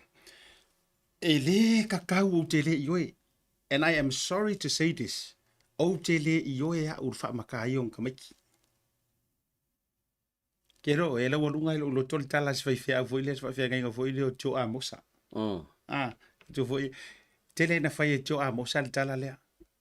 E au haka mai ki ringa ruenga. Ai le whai e ka mai ki nkong. Oi tau mumai. O vai malima. Ea. La whai atu la utala wa o te tala noa au mai ala vea au lo sio manga. E whai ma whaate ta inga o la utala lea. Ina ua o arua tu leo pepe. Wa ula kuisa mo le maliu le na whai no si o tō whina matua. Nga o ua si o matua inga mo o ese mai. Ia u whai si lewa. O nephews mo u laila haiki. Laila haiki la fo taimine o lo te tala noa atu le age fo ile between 20 and 30, pe 35. O ke fo ia kuila ula kunga le ula tuai nei o whaasa whai mana mantou ai. Ala, ula ka meki o makai. O le mea lana o vai, o ula te amana ia tele. Don't get me wrong, o ula mea kwa ia ua manga ia kaka makai ngā wikisira fia le tatou wa o ngale whai. Ai o le mea na oso ilo ulo tomo ngofo mo kilo aku o se matai whai tonu o le mantou ai. Wo ule ilo po ai a whai e whi au. Ia. A walanga o isi o au lai ki e mga ngofo mai. E lengi makai whaakau wa, e lengi makai whai whi au. Turo wale whaafonga anga maua O isi ele makai ko kongo mātou isa tu Ia, paitea. aua matai Wa isi. matai mai isi o mātou a inga isi ngu. A o makai nga, o whaurulunga fo i o ngangu. E pēla ua e lai matau li ai loka kingo fo ilele e whai aku se whakongunga. A wale lola, ke lola ko inga ka maiki nga makos, nga kusa lesi generation, ro lesa soa e. O la ko whangau ka wenga ka isfulua. Kua mtua mamau ala Makua mamao ale ke. Oi tau mo mai. Ona fo ila o leo tate ma fau. O nephews, e tulong la fo. Le generations fo ile leo ka generations le ka kaunga mai fefe au ka mingi. Vai malima iai o ka ko fanga o alo ma fanau atu ainga atu pulanga ku sa ka kaunga fai fa penga o mela utu. O mawalulunga e fo isi ko inga suafanga o iai ona ola fo ie antua matua ola atu fo matua nga yo mako paulo mo mako ngafa. Ia lau fa makai ia la ko fanga o la tu fo ia fio anga mtulang fa pena. O le mela o ku o kala fa mai ia siata o lau mai o ilenga mai suafa. O fa urulunga o isi ngu. Ale wa fa mata ye nei o aula o se kangaka u ke mala malama mo mai fa ta va e iona fulu le nganu e ma fai lango ka so ka ngo ku fa ma so nga fai ngia ka fai nga fe au le nga ola o fa ma kai ai na no fo no to mo fa pe ka fio lai ia ku fo la au fe au sa ona le la vai mari mai se fulu kasi se fulu lua tuale mala ngai ka mai ki fai ngo fe au e nem fai no me te pena mai le ava kai fai atu fai le lo o le vaenga la le na ia tia u fo ia e tu ala lo fo ile por kala me se fo le fa soa fa popo tu ai nisio ila to lo fa soa ka ko walua ile ala fu ve fa o fai ngo fi o au vivi o le ala ile puli o le tautua ia kia fo ave sa o harku ai nga sua fai kai misao e ka mo e tu titi fo ia o tato ka ilo ai se ke o se se la unga na le tau fai atu ko kiki au ka ko abusing ar ma fo favor ka me kiki expecting him e rise mai le ko inga standard fo ile lo makai pe afa pe o lo na ma fa le design na mole mo lo na ilo yo na tau sanga le ia ai tau fo na titi lo siata wai e le fa pe tu sa ma ia circumstances o ainga e ia ainga mo toi pauale pe toi pauale tamatane la ia tono la ainga ai fa to as furval a o matai fo yo na nu e le ma fa no matai se tamaita ia pe o toi nga me fo la nga ai o a tono va enga e tala fe nga ye le tu le mata o pulete au mai o ainga fo ye o lai loa e re i tatau ona wha matai le tamaititi ona o lai e matai matua a le o wha matai lava peila le la walwalu loa sa oi lo oi le la ua matai le au tai limas fulu fast food todos fulu matai atu mana au tai loa se fulu a fai fai au e lo la tu es fulu tau sa mana au tai fulu loa tau sa e tele o tele ntupu tono no mala fanga tu langa na ai se fai atu la la utala le tu ma ale la lo maka upure o le ku ma ale le anga e o filo le ma fau fau ka mai ki lo makai fa fentalo danger lo ma dangers lo nga ma me te lo o me nano la tu va ai sa mo ia o me nga ngo la ko va ai le fa fonga mai tele maka uma mai ia mako ainga mana yo nephews ai la te lo fa la utala no ai le mako fa ai o le mele na no tau tiro mo ike ua tau ulu le matai le mafau ua le fia ango ai se fa ko ma se tu alalo le winga tonu na le te fai atu ai po o le ma le fa pe mai nga ka ngo fa makai ka mai kiki o ngor ka finga o se swafa e ulu no le mele ngai ronga mafau I am a chief dangerous lo marko nga me nga iyo e toi tau fai atu lau kala o le toi ano mai yes e ia tulanga se ata wawa na fa matai fo ia bo uma mai la onga bo fainga luenga na whātua o matai e loa. Ai taimi o mai whaatase ia le mātou ainga, poto. Wala matai lai titi. E mo ia lau te leo pepetele. E mātou te sa whai o mai le tala ma, ai ono le mātou ainga, e fo i suafa leo pepe, e i papali o mātou i tui sa vai, E oko de o lata sa whai atu. Ala wale se fefe au. O te tua i lunga. O te tua i lunga o hanu au mai le apa whanu. O te alu whaatino mai tua. A wai le to tula ia la ono matua. O pole papali ia suafa ia wala ta teiloa. E vavelo ta mavau. O te ital matai lai titila ia. E le sa whainga lea. O i tala ta te tui lunga. E whaila fe au te minna. Mai ia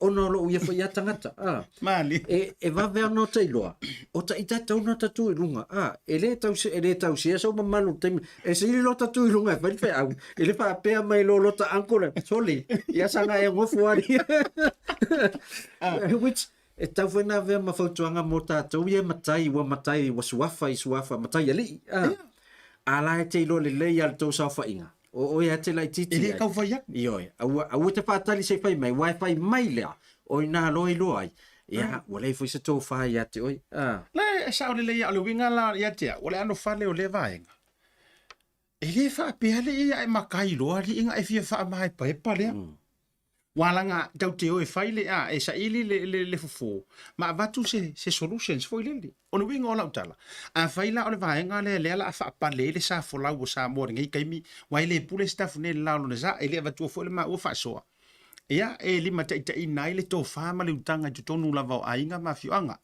ai na ona ma ioi fa o solama mati nai manatu le nga au le tau ola au le fa mota a le winga o la utala le o te fai atu a fa pe fo yo le wa e makai ai e ke ro le lava o e ke kaunga e le fai au se fa mo le mole a lo fai au na lo puto sa o le upuko sa o nga fa mo le mole alu e fai au ele o matai uma mai se fa tu ala utala le ele o sua fa uma fo e ka uma mapo so po e ke sa fa ye le ai ele o sua fa uma e mama po inga so po e ke sa fa ye ai wo ma voila langa ama fa ale ma fai ona tineia pe fo pe ta o fir fa fita u le o le kakala o makai ka maiki langa e pule na o me o matai ele pule mai ni malo mani me fa pena e pule ya le ainga ele o yai e fo ise kula o tele o loa tele le tula fo no le temine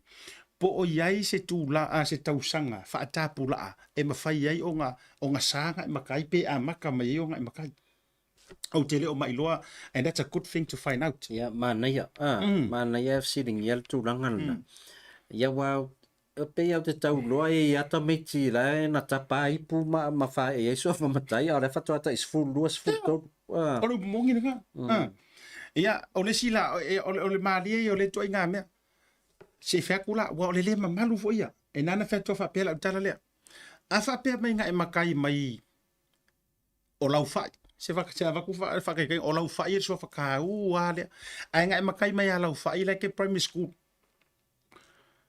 e uma e nga mga kola e te tauna e matai i lo utari tonunga e makai loa ma mga ia ma fa maungia ma kula nga uma ko ngofo me male anga anu fa fa makai la so fa inga fa makai ai mana tuala e le ma fa inga e ngofo mai lete a onga ono o tausanga onga mai ba onga mala e vala wa o ro mo e ja onga taulele ole sausa wa ole me wa uma e nga wa makua ke ia wa switch fa fo se ia ngo ma ceremony nga fa ya oi onga ole ma mau tu ole time ke ia le wa uma mai la wa onga e fa uma mai ma la wa e fa nga nga e sau fa lengu e to mo mai ai le ia se time fo ile na va ai na fa e fa pe ai se so fa ole le pa lengi or nga ko nga me na we ku sa ngoka mo ya o la we si ai uma e nga 20 years later lau fa e mo male fa e ina ma fa palina ma fa uina oe ma fa bangu ye ava e pa uan mele ya ila to lai tau si ainga wa ina ye le to fa te tau ona la to sisila e te tau foi na va ia lofa I nai whanau ia o le ala tau tuu iai ia nei sua whamatai. Wai le whapese me ta whao ai. E iei responsibilities. Na tonu. Ia a tonu an mafuanga fo na a ola na tutupu mai ia wo ta mai te ta whao. Tutupu mai ai me ono ta mai. A la ua ta ua tu ai ma sua fole ai. Ia o toina risk la na e ono o iei. Mana ia le pepe la tawa tu na niso komeni. E rungo le taporo kalabe. Na tula vea. O le tūlanga lea, e whao ngai la ma fau tangata. E loa e fo i le poto, ma le ata mai o le tangata. O le teimi tonu fo i lea, e whao ngai le common sense mana ia. Le mau lea o mai whina ngalo na tūrvaenga lea, makai makua, makai laiki a le wā makang se. Lai vai a kua la amingo i la aku, mai makai makua e whaile apa whango. A le neia mama poa, sa o la mana ia. MJ Malosi tui vai ese. Asia tamale au pepe o sili le no o se o tolua. Se tu lo le fiu anga e tele fiu. Ai a o ina no foia pou. Nga o le fiu makua la vai ngofo mai le pou. Ai ngofo e fafo i lalo la awis fiu. Mana ia? Sa o le le. Wa le se o le. Le a feta to faso solo. Wai le si vaenga. Ua sola a peo laki a vau, ua sola le mamalu, ona o le nau le pale. Aniu e oki. Aniu e maniu e mau ai le pusa apa. Ia, mana ia whina ngalo o diso o tau. E le whapeta te whai atu. A mea ina ia awainge e kango o e whai mo lau whanau. Ia, o le ai au mai la ia le tūlanga le mai a vaeto e vai to fanga o la ufa na we to lua na matai i le sfut tolu tausanga ma le sfut mai pale la tai ya atonu e ia me fatu ona e ia circumstances a inga ya i le mafu anga e fatinoi ai e mantua te mi e fa matai ai ia o tangata o la sa o la inga te mina o ia e sa welton ia po i la tau fo la uta o tino matutua pe fa pesu a fa tau pulpule ia le ai ia vai o tau sanga la ia le fa mai sitina le na matai na fa na se fulu ma su tonu tau sanga ma le tu fo ia le au pepe le sitai o ai ko fu nge ia soia o le lua se fulu tau sanga sa ia soia o le makua ia o e tau mō mai lewe ngaro. E se punu i fo au matua i, whaatangata matua. Makua la vai lau vai. O au ngor soi fuanga wai e teimi nei. As furu lua ai vai sa au furu lua ke mingi. Winti. Bela kung eki kiro i Samoa. O isi tau sanga fo i o teimi langa waso ia o maua mai le au pepe. Kau lele o sio mantonu no lo tinai sa vai. Me kau lele a makukua. Allah se makukua. Ola, se ko i ingo kanga. Ele i pale lava, lai fai lava fo ile tutua. Ole fina ngalo si, ole vai toi fanga, malia. Ya, ole tātou lava fa asoa ile vefile. E pule aska funge ile la olo na sa. E na o malia o isa, ia na o vai toi fanga lava fo i malia. E malama le be, ile mafua anga. Na fua yo na tō manu o ainga. Ioi. Lenga yai ko inga situation nga le te fa tuai o masa wa mari liu kan ka makua a to tamit a wa tu ua ya tama le ainga ya nga or kanga kala e tu langa fa pena ya ai mo le fa so la tele ya te la vai ai lo manatu me se fo te lo fina nga lo niso ila to o le formula fa ngofia o le ala le pule o ka kua ioi awa le maria yo so fuanga te mire mana tuala oi ile fa Samoa ma le fa masinongo fa no masuafa wow le suri kaukua wow le suri tamfai o le to e tau puli fo i na o sulimoni tu polata wow le suri kaukua wow le suri tamfai o e ka mo mai la o le feala o re ki ngā inga o re suri kaukua ma re suri kama whai e mū maka ma kaukua. Ai shortcut le suri mongi. O e tau mua mai le scenario si. Ona o toto ma ano. Ona o toto ma ano. Ma na tua le pena te whai atu. O le ma ale le ngā ora maka upule. A faila ile fa Samoa. Ua au umasuli nei iswafa. Po o mea kausofa kausa. Ia. Ele kakaulanga a maia lea lava ai ke awai. E pu le shortcut alis. Ai alu le se uia la wala umi. Ia wa telefo tau tua ni ne vai te mea siata. Wa le fa pete tau nofo i Samoa e tau tua le o lo matai. O lea ua mwhai au tātou nofo a te whafo. Ma tātou ai tau malele. Whaatino tātou tiu te tau tua i le ainga i Samoa. O tātua pito i siliana whaatino le whaatino tātou. Se leni le lafo i vai aso uma. Tau si ei matua. Tau si ei matua. Whai ei ia montanga. E tau se elu tātou matai lai Samoa. Ia o tau tua umana o le mawhai pe te nofo ai nei. Lai te lafo ma.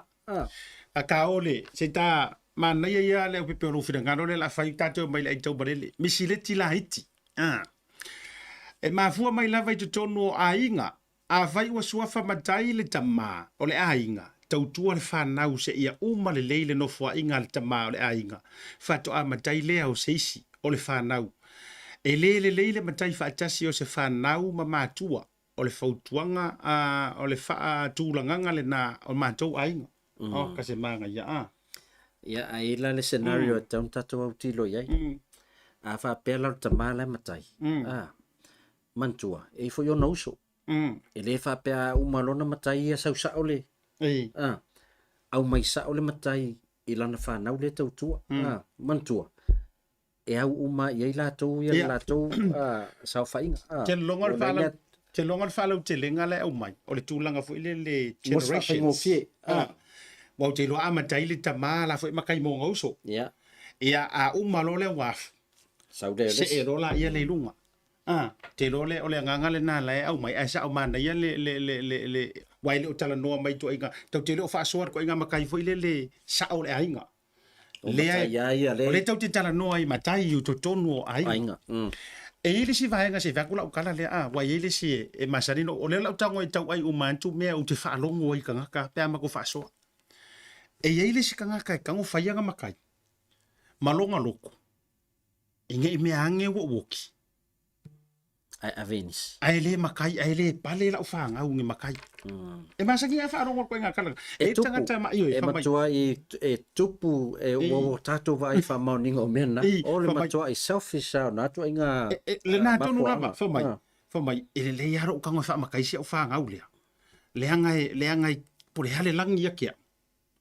Ia ai ke iwa wa rea lo lofa ia pai mala fai. Iyo. E te ilo o e se whakula ukala lea. A fai o nou ma fau le na. A fai o nou ma fau le na.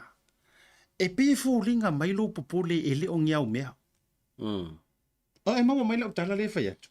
E pe ringa mai lo popole. O se mea nga maua mai se matu pala po se mea alofa nga avak. Le o le winga ne la utala le la fala faro ke le la ukala le pepe.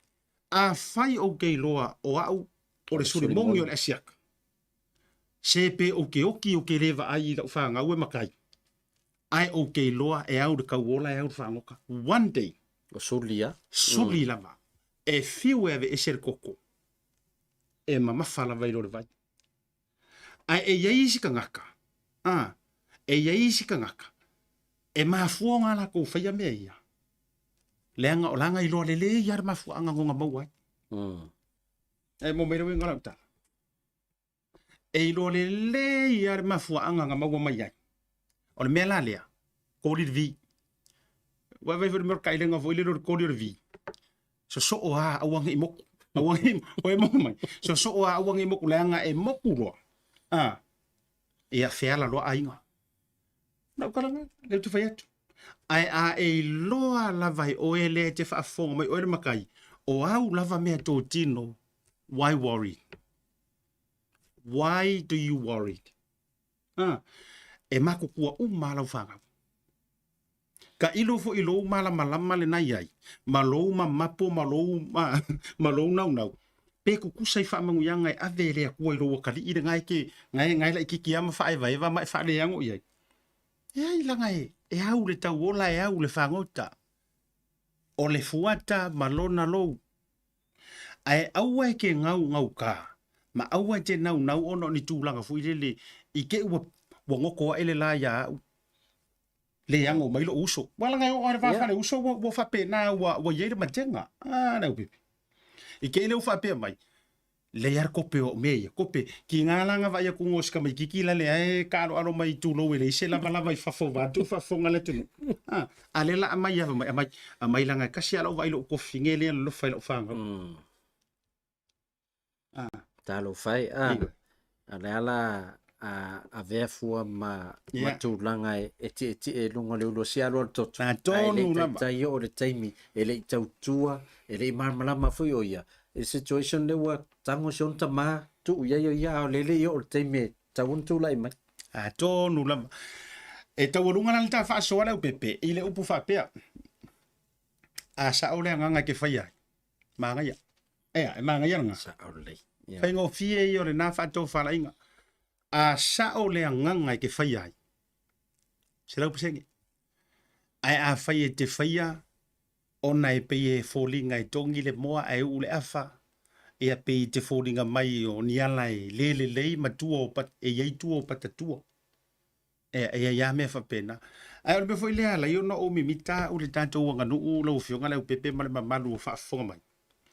E ki rono o mi mika lea o Samoa lea o mamala. So se mea le sa o haonga fai. E al taimi e whaasa oi, e fo taimi e whaalia ai. E oi. A donu e sao mai lea Maota.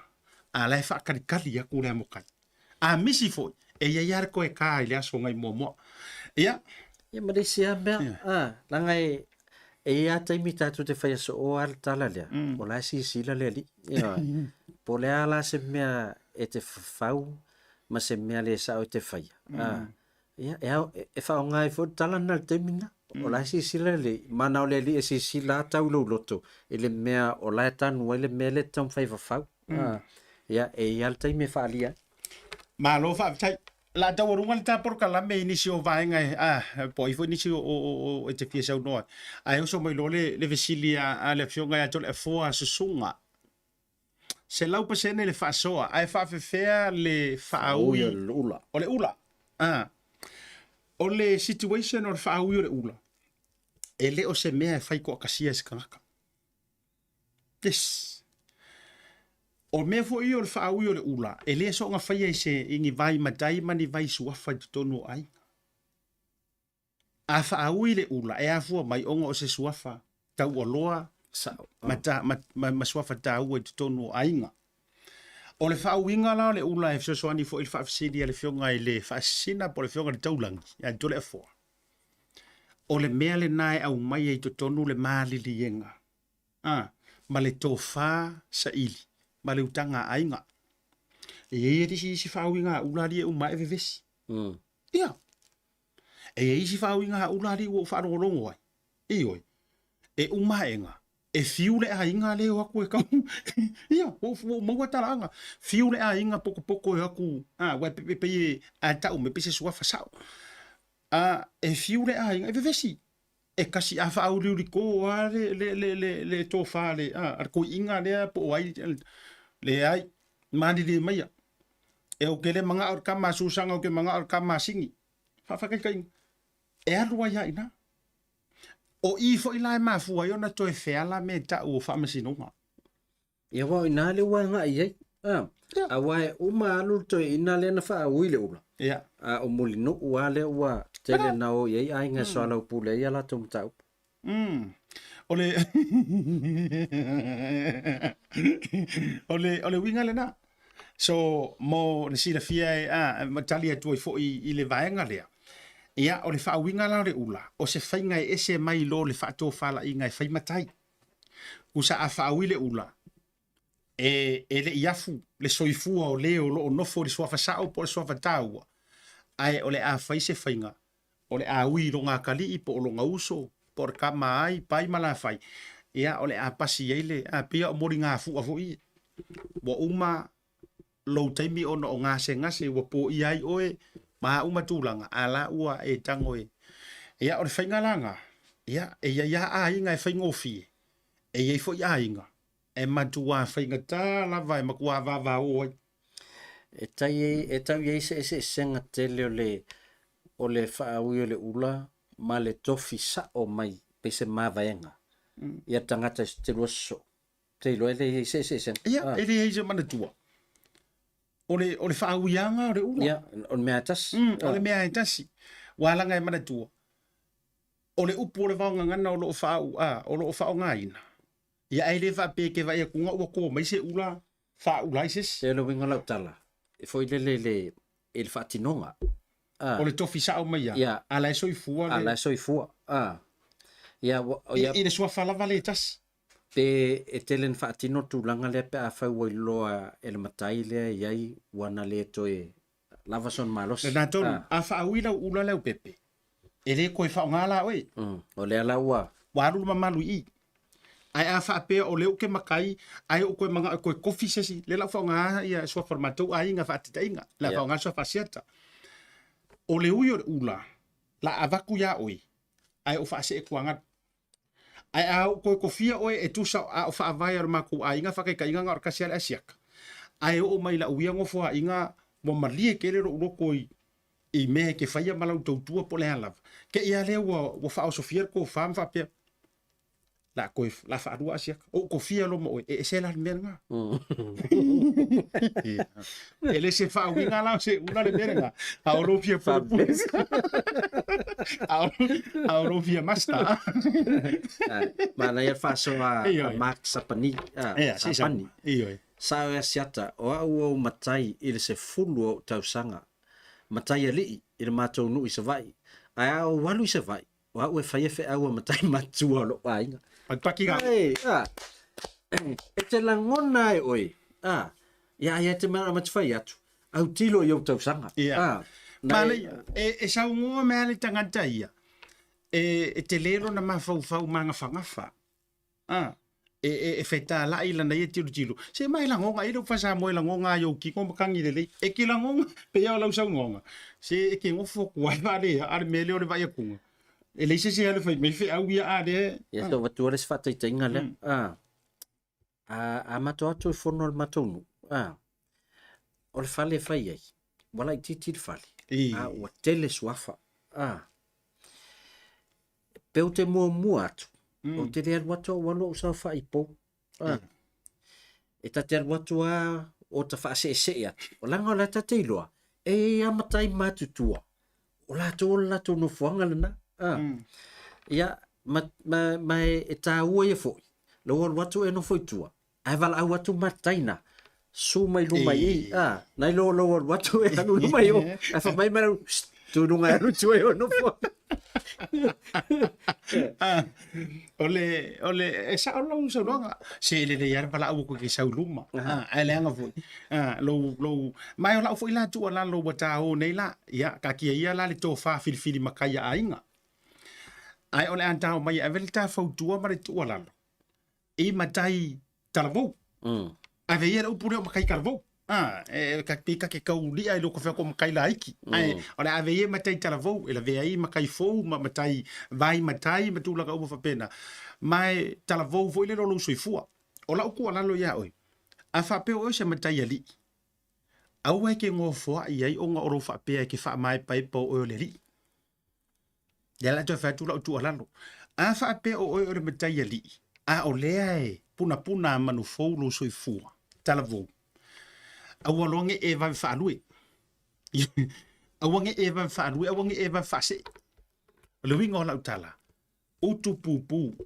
fulu senga ula iyo fa fulu lau utu vanganga o ke le fa be ke fa ya ku ya makwa le leila ku ko lei ia le leila utala mawa o manantu awane inape lo sa ili ta kalo ile ku ia fa nganga inga o ile ku fikala ai o ke fa pe ma e ma fo ile ona o le tamari ia la swingi ro la kuiruma saukua le ai se a makanga swingi pe a fai wa ese e po makwa kala ainga ia matulanga fa pena ai if I were you makwa kuwa utulau ia tumbu o sa kumur kala ngar kus pa ia Lenga e mata lona e no pia I ma e ngofo fo ile le wa e comfortable ono o le suafa.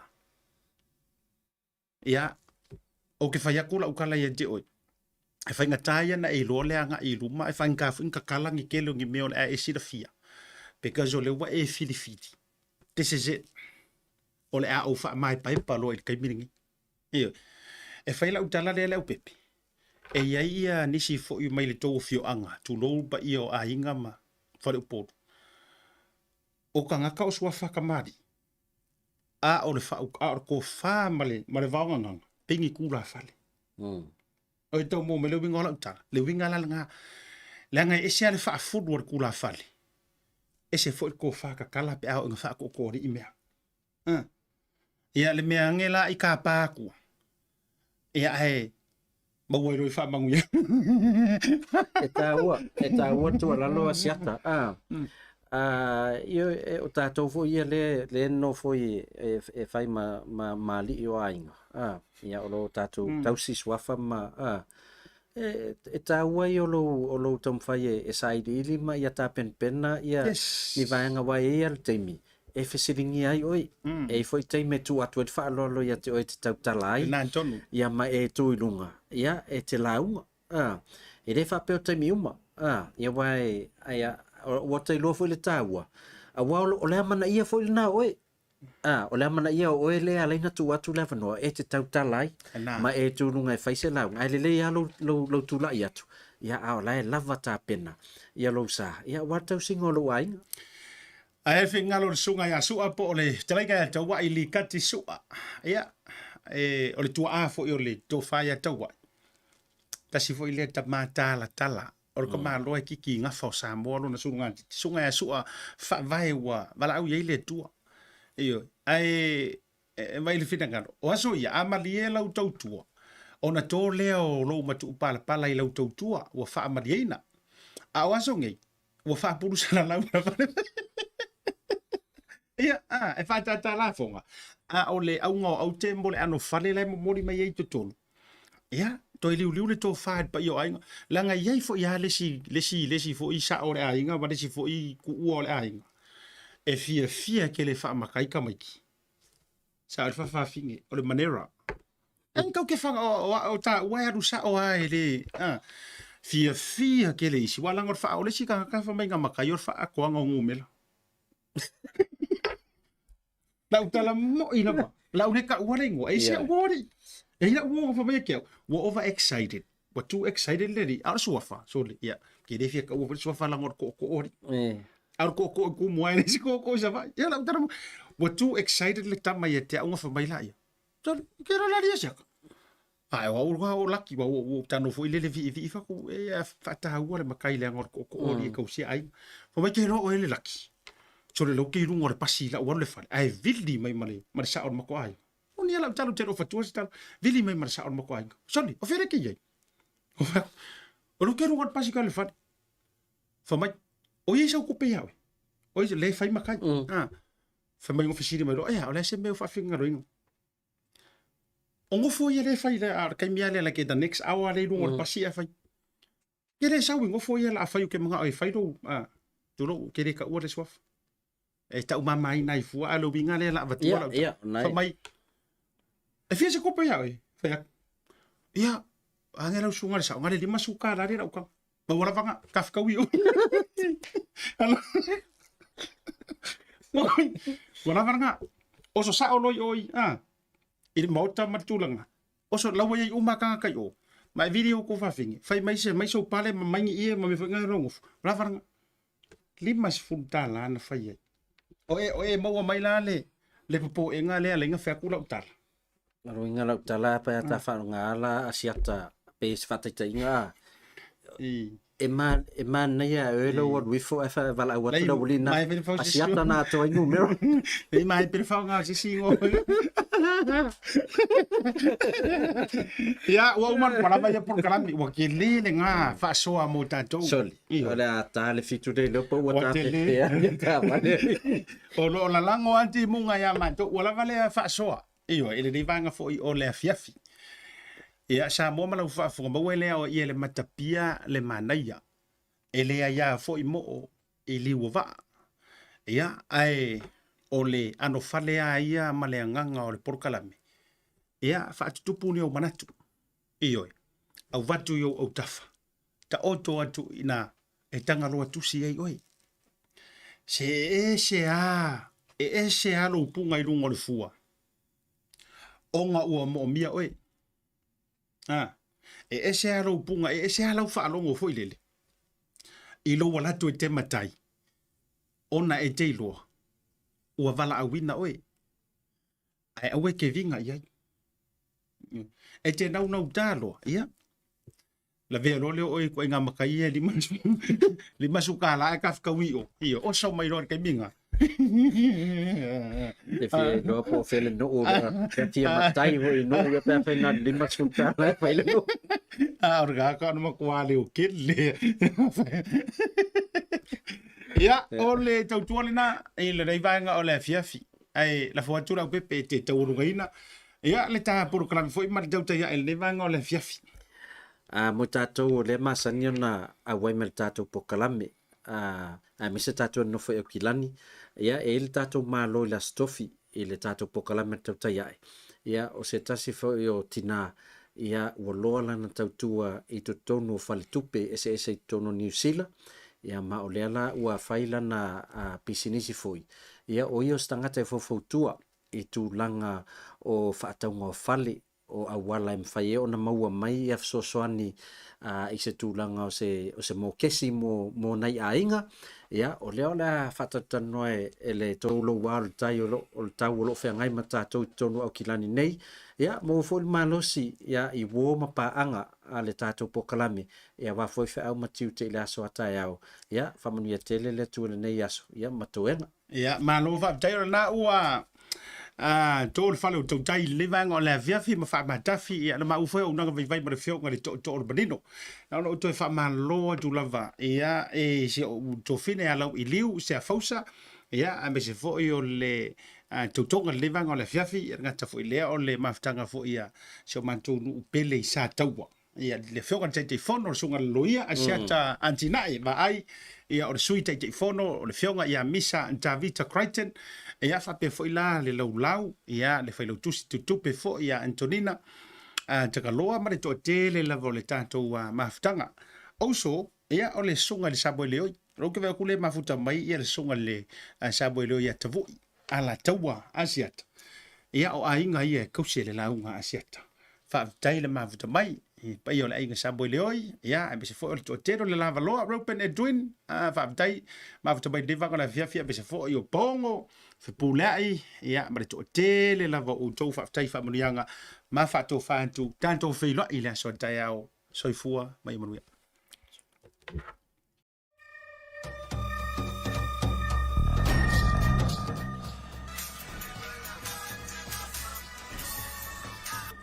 Hello? Happy birthday, Us! Yeah, happy birthday di mo kwa makiva. Se me gana mo vine kwai. Famanguia ko los fanga mo vakulo talo fakakcho celebrate los fanga o tamisina. Sorry, e fia po. Seri. Anga me kasi los fanga o silpe fia po. Uso, kaya ko kongi member fufu. Yeah, okay, so ifua. Pauso. Thanks, sis. Send love to the family. Okay, bro. I love you. Love you. Maloso. Oh, talo ko welcome to Tomasi. Malo? Pe. Talo for bacha.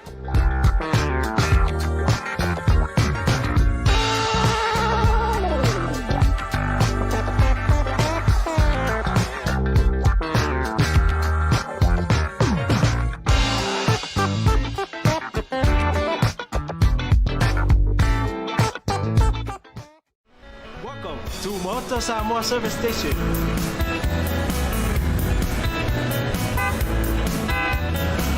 Talofa! Talofa!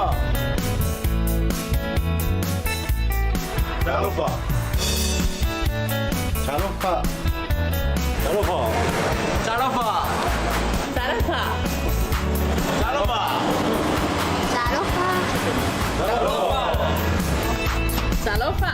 Ua iai foi au nanga i lunga Pacific 40 ma le maua app. Mo nei tatou a inga, o lo alala i atu lu mau.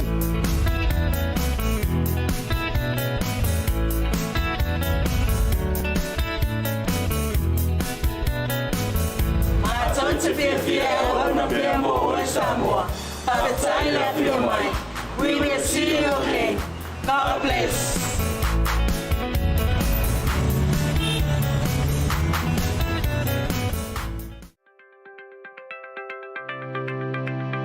Tarofa lava, o lo ingoa o Lua Hunt, o se tasi o Tasi Market mai le Pacifica Family Health Group. Ua lata mai le tau marulu, ma ua ngā solo, le polokalame o le tuinga o le fulu.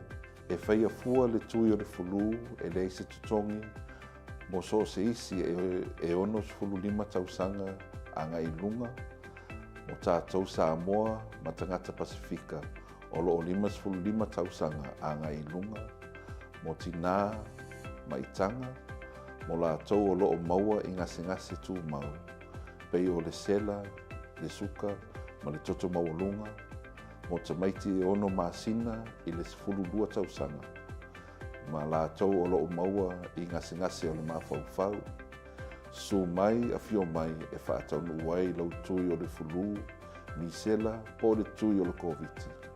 Mo nisi whamatalanga whafsota i mai le telefoni o valuselau, tolu, lua o tolu. Whaftai.